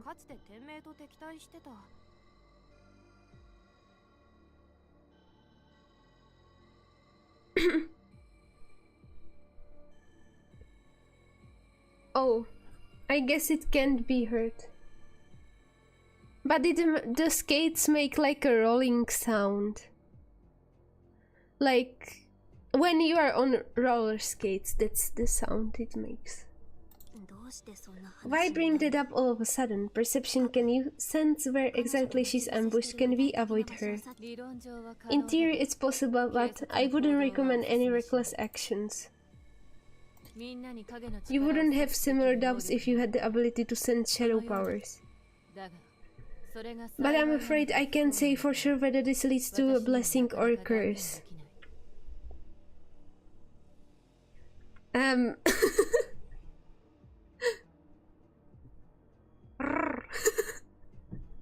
No, that's not actually the sound that it makes. But yes, it makes like a rolling sound.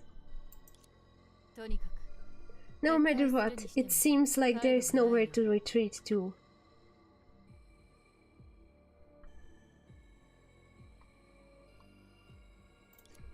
She just has piercing on dog ears. In the darkness beyond your sight are numerous threads of indescribable material, most likely set up by Lantern and sourced from the Shadow Snare, a tool used by the Lantern organization. No, it's not a purring sound. Ah, this time it feels more like she's trying to stop us. Maybe we're in the right place. But what could happen if we stumbled upon those threats? It would be highly unlikely to yield any positive results, and there is a very slim chance that Miss Lantern might be interested in inviting you all to play jump rope together. I highly doubt that would be something Lantern is into. Are we really going to determine our next move based on her principles? principles. Since she respects the other's territory, then this item should not be something that would lead to mutual distraction, right? Instead of waiting for her to show up, why not probe the situation first and see if we can make a bold move? How is this any different from not having a plan? I didn't mean for you to go, it's just a reconnaissance. I can handle it alone. That's not a bad idea, and I have a planned burial. Let's not bring that up. Fortune smiles down on me. Fortune smiles down on me. Oh, really? But honestly, on perception, would you consider sponsoring us with something like teleportation? The cost is too high. I'm afraid I must decline. Oh dear, what shall we do now? Huh? What's the matter on perception? The threats have disappeared. Oh? Luck seems to be on our side. Or maybe not. No, it's not. Indeed, that suggests Lantern herself is manipulating everything nearby. Okay.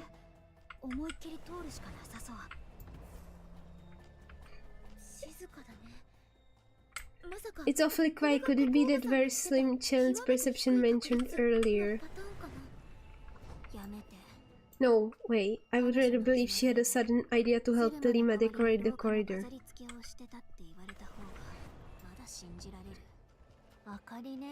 Has Lantern actually set a trap here? Did you make a mistake there, perception? Telma doesn't seem to be somewhere ahead. Wait, is this place similar to the library from earlier? You would better take a look for yourselves.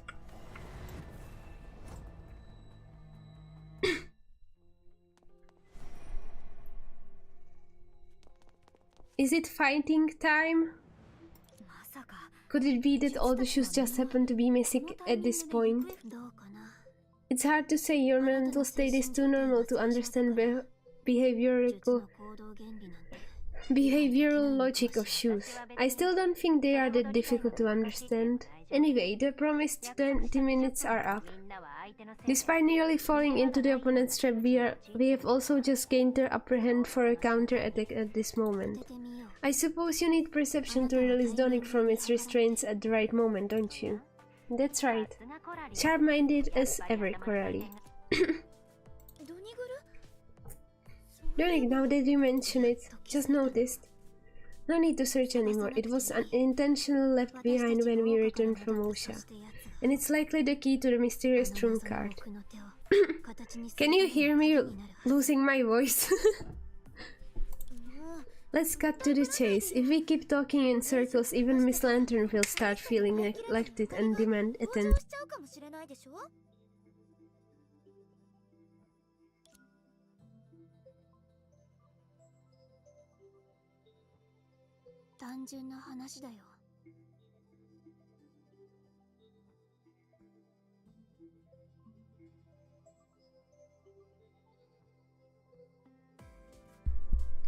The logic is simple. No matter how tough the opponent may seem, they can truly eradicate their innate weaknesses.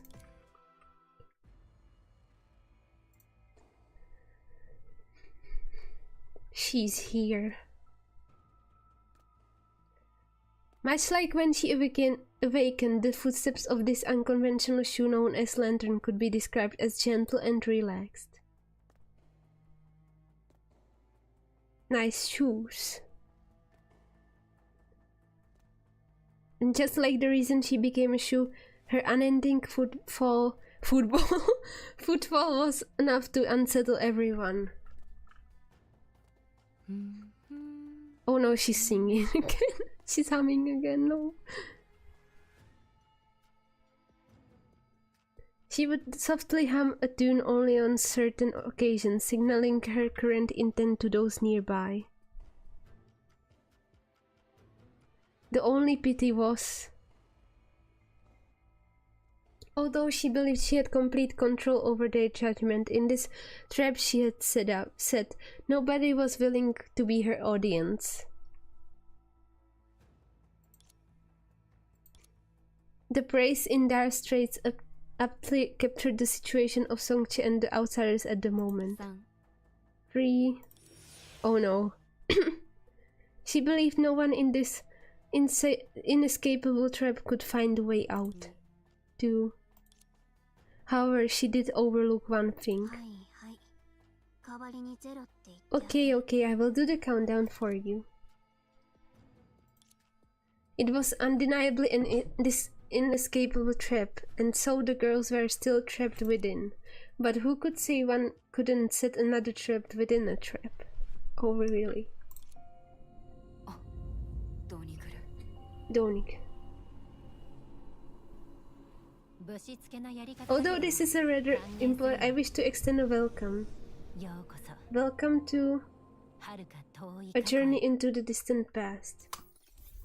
Oh? A while ago, in a dim corner of the banquet hall, some kind of change was silently taking. I don't know. This change, which didn't elude the host's notice, was unrelated to disputes with Lantern, as they were elsewhere at the time. I don't recall ever giving Filth the privilege of attending my banquet. With a sigh, the girl in the host's seat lifted her hand towards the gathering shadows. The change was supposed to stop right there, yet unexpectedly those fragile smoky shadows were still writhing in place. Oh? She quickly attributed it to some kind of side effect of her long slumber and decided to end her wait, driving away these impudent intruders.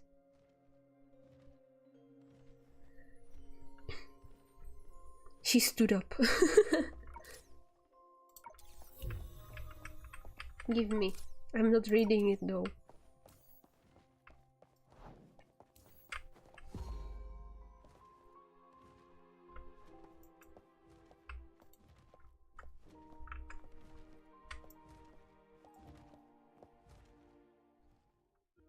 Steadily she walked through the corridor until the banquet had covered all the shadows. This should do.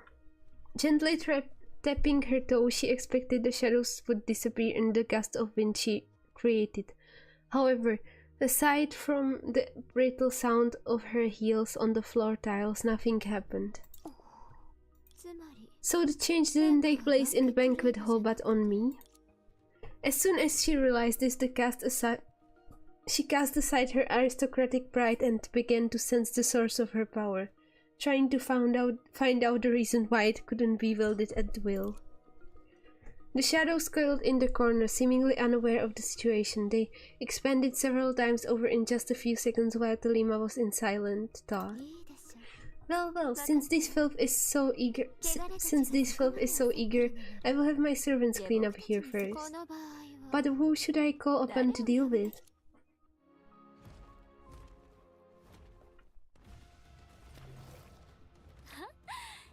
It would be quite intriguing for you to meet some former companions, wouldn't it? After all, you all crawled out of the same crevice like slugs. I imagined you would understand each other's weaknesses better that way. But I truly despise this old-fashioned way of cleaning. No novelty, no grace, and utterly boring.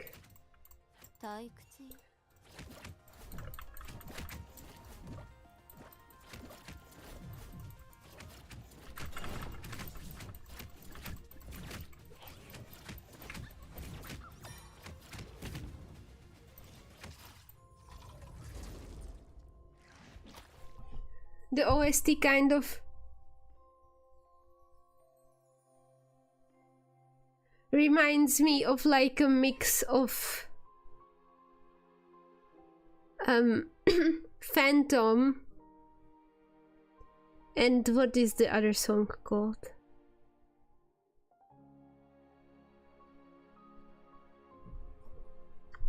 One of Durandal's themes.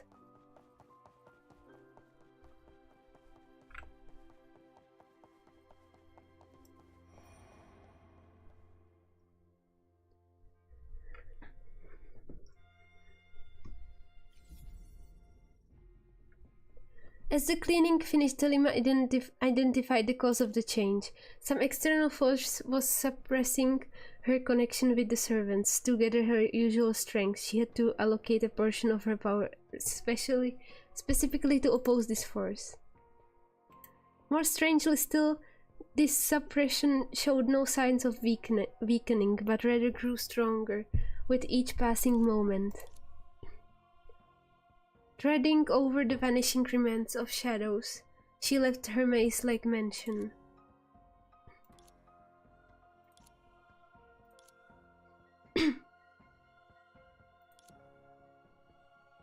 At this moment, a huge spherical shadow hung high in the sky, like a vile and hollow eye looking down upon the streets and alleys. Wait. I forgot how to read this. Alice of Langshu, as well as the Shoe of Pleasure, who was also gazing upon it. Intuitively, Talima felt it must have a direct connection to her abnormal power control. It was perhaps even a manifestation of this change. And the most likely suspect, apart from the earlier guests, is probably you. As if unintentionally, she controlled what remained of the astral link bearing the name of Ecliptic.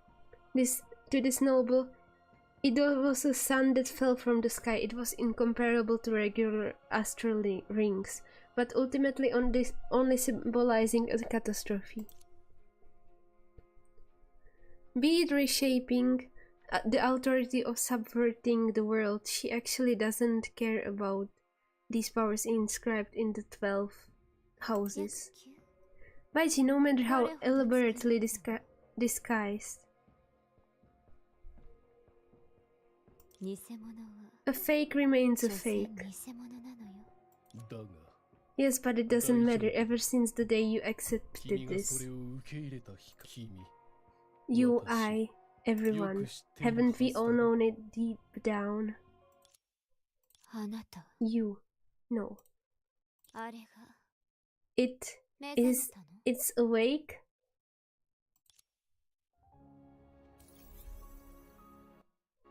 It's awake?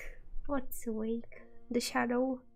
It doesn't matter. This is a common sentiment that people always subconsciously feel. She is yeah, they are just repeating the same thing. And in her disillusionment, only one thing still fills her with pride. What are you talking about? Of course I won't stop here.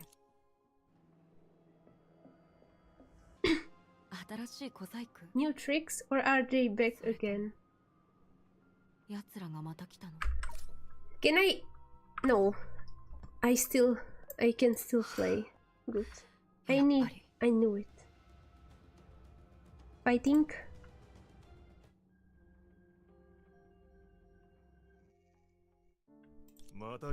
The 10 faces of misery are coming again after such a long while. Ember Street. Scudder. Yes, a long while indeed. A century ago. The widespread panic that inadvertently involved too many people finally came to an end. However, every single person involved, at least at the very moment, couldn't have foreseen something. Samurai, you are not really cut out for this job, are you? Be serious and use code names during operations. I have said it countless times. What's the current situation? It's hard to describe. About the great panic happening in these neighborhoods. Things are more complicated than you think. And you're clearly ignoring my suggestion earlier to get away from here. Given the situation, I want to ask you something before we set out. Why did you join the Lantern? Good pay. At least I won't be out of work except for dying in action. Oh, come on. Even for the unavoidable damages during missions, getting reimbursed always feels like a slow, drawn-out process. Besides, there is no way for you to pay off the debts you have piled up, even if you work 2 more lifetimes for Lantern.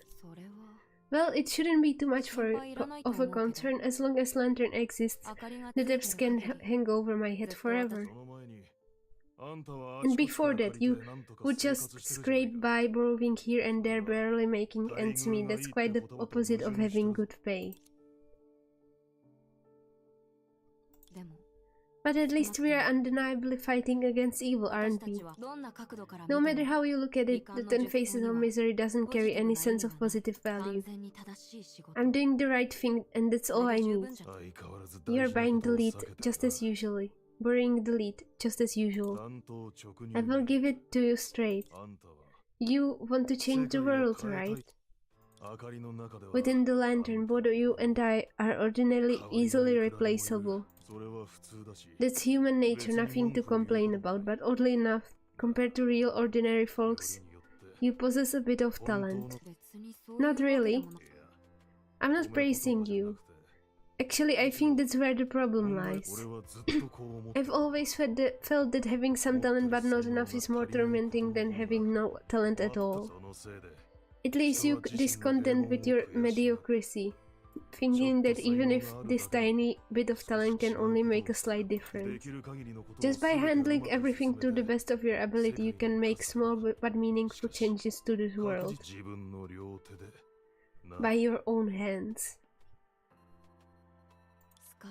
Scudder, are you trying to use this as an opportunity to bare my soul? We may not be regular partners, but this isn't our first time meeting on a mission. Do you really think that I'm that naive? Because deep down you and I are of the same kind, just walking with our heads down without ever looking up at the sky.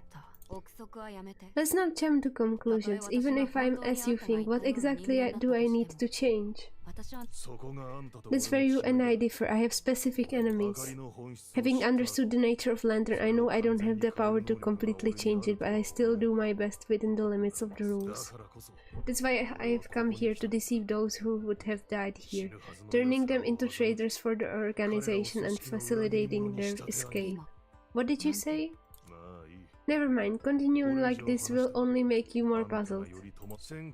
It will be a while before the battle result is revealed. Let me take you for a walk in the meantime. While I know it's impossible to convince you to leave, I still want to give it a try. Wow. Is that Lantern from 100 years ago? She seems quite spirited. So our plan here is going rather smoothly, right? Yes, the timing is perfect. Given that the other shoes are nowhere to be found now, the only option is to use her own path. Though it's mere speculation, her power likely originates from the same sources as other shoes, albeit with differences in how it's shown. Which means she must also be subject to some kind of rule, just like Litos. I see. Only by figuring that out can we avoid being passive when confronting her, right? Yes, but given her personality, if we want to find out what distraction truly means, we'll probably have to look directly into her past. I'm really curious about how Shinche managed to persuade Donnie. I'm thinking of sacrifice means a genuine willingness to die. Could distraction be something like constantly attacking others? That's it. That is, to maintain the power of Shu, she has to constantly create enemies for herself. Otherwise, why would she keep chasing after us relentlessly and without any reason? The possibility you have just mentioned seems reasonable in terms of foolishness, but foolish in terms of rationality. Speaking of which, they mentioned the Ember Street Great Panic just now, didn't they? If I'm not mistaken, you were there too. Do you know anything about that incident, Songche? That happened over 100 years ago, and my memory isn't that great. Alright, about Lantern. Not the organization from 100 years ago, but the Lantern we confronted today. She must have entered here too, right? Yeah, maybe she's scoring the area to find us. Then we would better move quickly to catch up. It wouldn't be good if we got separated. So it would seem. Let's hope we have better luck this time and don't end up like this, like before, getting caught up in some strange danger inside this box. From Lantern's perspective. These lanterns, have you sacrificed so many people here? Have we sacrificed so many people here? Yes, but do you know why they died? Because they understood that even in a hopeless situation they still had to do something. Quite the opposite, it was because someone else believed that these people's lives could be used for something. Let me be frank, their primary goal for being here today wasn't to fight the 10 faces of misery, but rather in the name of the Lantern Organization they besieged an ordinary person. By the way, our organization sent everyone we had for this mission.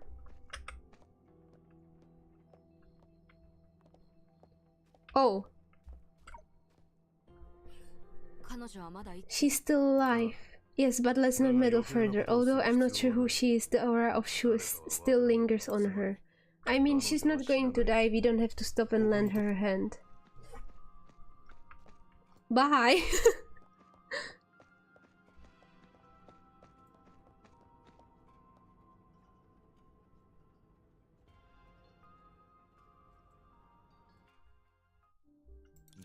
In fact, you are even less suited for this job than I am, aren't you? Witnessing these broken lanterns is no different from seeing the corpses of our comrades. It's only natural to feel fear. But as members of the Lantern, we shouldn't show fear. No need for you to remind me. What did you mean when you mentioned earlier about besieging an ordinary person? Simply put, tonight on Ember Street someone was preparing to completely subdue the 10 faces of misery with their extraordinary talents. It said that this action would transform shadows into tools for humanity, just like electricity and fire. The idea sounds extremely far-fetched, but Lantern believes she could do it. She? So today they launched a surprise attack on him, aiming to seize all his achievements for themselves. The organization opposing Shadows has decided to take control of the Shadows. Don't play dumb, Samurai. You have known it all along. All of Lantern's researches originate from the Shadows. At the same time, an organization's reputation often depends on its adversaries. Perhaps from the very day of its inception, Lantern could no longer separate itself from calamities like 10 faces of misery. She suddenly realized the purpose of today's mission. Not for eradicating calamities, nor seizing complete control of the shadows. The order we received was to exterminate that person, in other words, to aid in their tyranny, allowing shadows to continue existing in the form of calamities. Don't you understand fear? Its original and most fundamental purpose is for domination. After all, being feared is much safer than being loved. We often hear about hate born from love, but we rarely witness the courage born from fear. That's why I want to show you this place, to see what kind of price we have paid to ensure that a certain calamity doesn't simply disappear.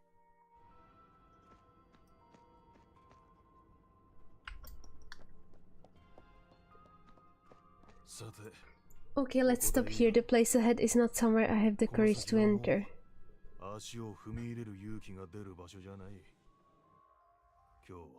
About today's mission, no one knows if Lantern will succeed, but chances are everything will go smoothly. I believe you are very familiar with all of our research. Our opponent today, no matter how smart, is just a mere mortal. And yet, to deal with this one person, our order we received was for everyone to be deployed. You can imagine just how peculiar the goal of this mission must be. I don't want to be dragged into anything, so I haven't told anyone the truth before. I came with all sorts of excuses, hoping to make them retreat in the face of difficulty, so they wouldn't die in vain because of the tragic truth. But for you, I know I wouldn't have any chance to stop you if I didn't tell you the truth. Why is that? Because you are a patient, a peculiar patient. Haven't you ever noticed it yourself? Some habits you have when carrying out tasks. Unnecessary radical decisions, meaningless relentless pursuit, an invention core beneath the facade of decisiveness. It's quite common working in a unique place like the lantern. These are necessary qualities. I must do something. Yes, that's exactly why so many people are dying here and now. And that's exactly why, just before I defect, I want to try to save you out of envy. Envy? Me? Yes, I envy your peculiarity, your flaws. I've mentioned having specific enemies, be they the 10 faces of misery or lantern itself. In fact, when I learned about today's mission, I felt like I had to do something too, but soon I realized that the enemies I had chosen were impossible to defeat. As you can see, I have given up now. But you are different. When you feel the urge to fight, you don't know exactly what you are fighting against. You only know that by using your limited talents and putting in a little more effort, things might shift towards a better outcome. So you can stop yourself until you also become one of those broken lanterns. You're walking on an endless road, Sawari. It's as if you are treating the entire world as your opponent, declaring war on all existence indiscriminately. But no one can truly know if I'm right or wrong until the future you describe becomes a reality, don't you agree? Or is it because you think we are significant compared to those who control Lantern, so you changed your mind? You no longer believe that every little step matters and think that real change must be achieved in a single move. Unfortunately, yes. For someone who can make a difference themselves, relying on others to create miracles is more practical. I've said too much. The outcome is likely to be revealed soon. No matter what it turns out to be, it's risky for me to stay here any longer. So what's your opinion now? I need to do something. As expected. Well then, good luck. As a colleague, I thought you would whisk me away to save my life like one of those cheesy dramas. First of all, I can beat you in a fight. Secondly, I don't want to be the one to kill you. To have to do something even if it's without purpose from beginning to end truly is your way of life. From this angle, allowing you to seek your own demise might be considered respecting your personality. So, farewell. How strange, can you tell me one more thing before you leave? Who are you exactly? Let's be honest, you have probably seen the real Scudder, which explains your perfect imitation. It's fair to say that your imitation was so close that even, about the barrier your soul conversation we just had, a similar one happened not too long ago. Scudder once had his mind connected, thus exposing all his genuine thoughts and feelings. So everything we just discussed, including the purpose of this series of missions, I've already known it all. He had no reason to repeat it. Rather, from the very beginning, I was simply trying to extract certain value from you. You know the truth, but came here anyway. As I said, I must do something. Well, just like all my other failures, once again a slight oversight in my meticulous plan. Then, while our meeting here may not be coincidental, like them, are you also here to kill me? What? Shisho. This must be the most crucial moment, don't interrupt them. Don't be startled, what you're witnessing now aren't the counterfeits I created earlier. Otherwise, I would have at least presented myself more appropriately. I still think his voice doesn't suit him. Those lanterns, Indeed, I'm the mere mortal you have in mind. Unfortunately, lantern no longer exists. Regardless of the intentions, this place is destined for nothing but failure, be it theirs or my own. If you want...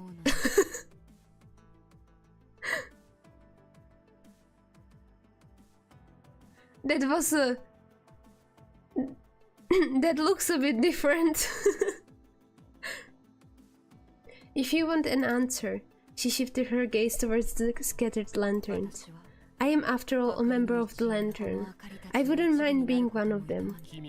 I thought you were here to stop all of this. As you said, we shouldn't expect to achieve everything in a single move. Because it's impossible to accomplish such feat as a simple human. If you can disguise yourself as Scudder, then surely you can also fabricate the illusion of the organization being completely wiped out. And even if I might truly have completely subdued the 10 faces of misery. Yeah, after I finish this dialogue. So did you manage to do it? No. I failed, and it was a humiliating defeat. What is this bottle? Unlike those who stand at the zenith and once manipulated history, driven by a certain vanity, I often wonder, would everything be different if there existed a deity who never made mistakes? Do you want to become a god? Oh no, I'm not so conceited as to think that.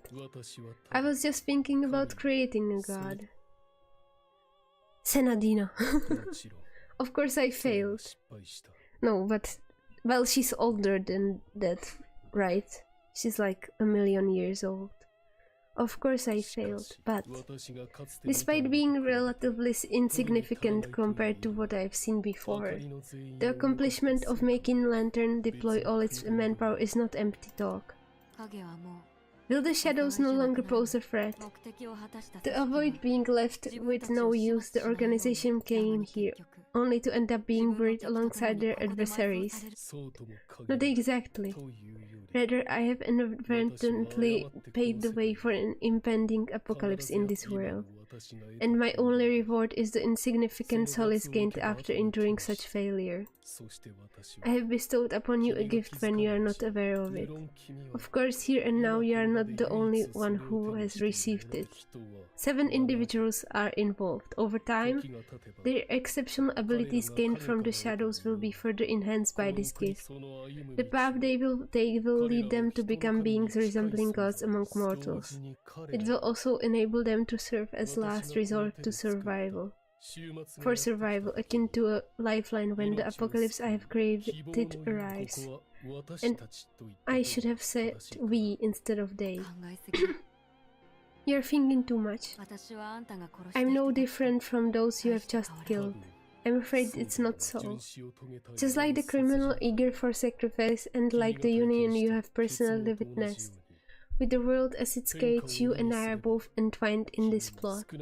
At least from my point of view, we have met before. It's because of the flaws of yours I mentioned earlier, or perhaps the clumsiness I haven't brought up yet. Therefore, you must realize that the reason we are having this talk isn't because of your abilities. For example, while you are stronger in combat than your companion named Scudder, you are far inferior when it comes to dealing with the shadows. You are sticking your nose way too much into my business. Indeed, after all, I customized that gift for you without your consent. With that gift, you will be able to harness the 10 faces of misery as your own power, without constraints, in the way that suits you best. I don't feel any changes. It's quite normal. I must admit I haven't been able to fully comprehend the origin of this gift, so I could only create its counterfeits.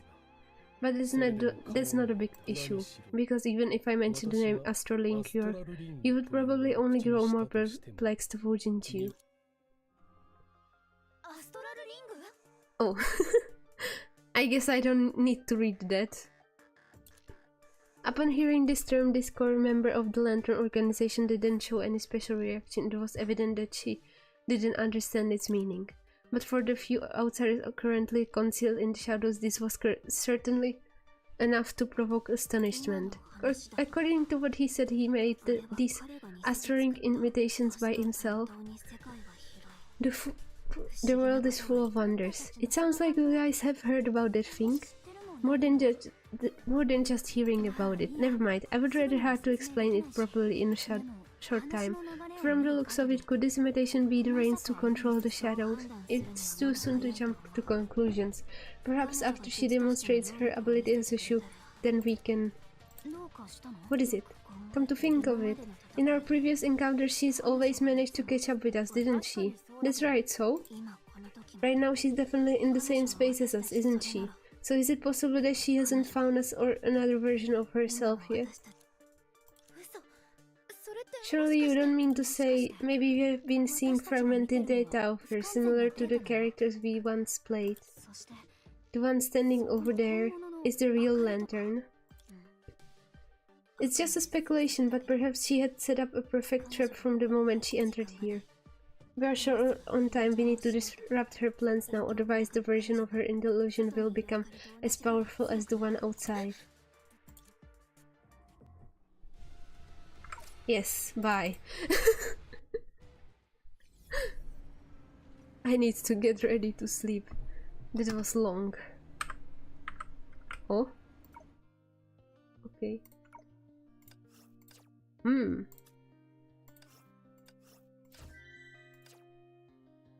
Oh, I need to...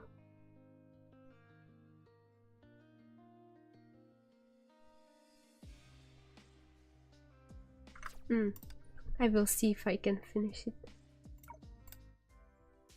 Let's do a random pool, just because. I'm not saving up for anything anyway. What's here? What's new here? Oh. Oh, Kiana. Okay, I have Kiana.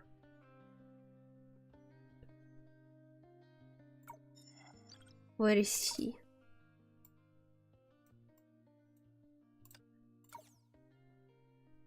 Here.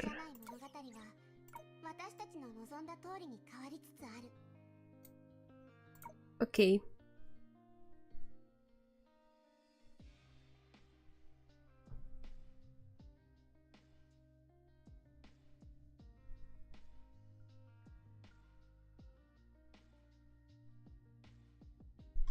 Okay, I will finish here.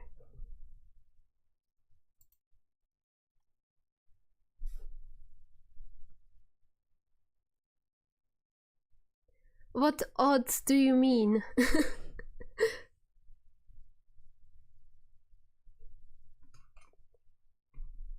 I think that everyone went to sleep already. I need to quiet down. Character gacha. You need to make 100 pulls, but I think that 80 or 75 or something is the soft pity.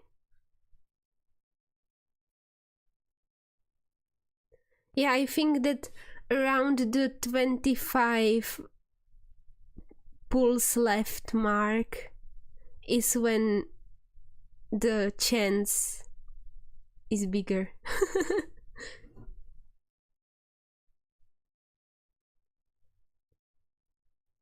Okay, see you tomorrow. Have a nice night, day, evening, everything. Yeah, bye. Yes, tomorrow. Bye bye.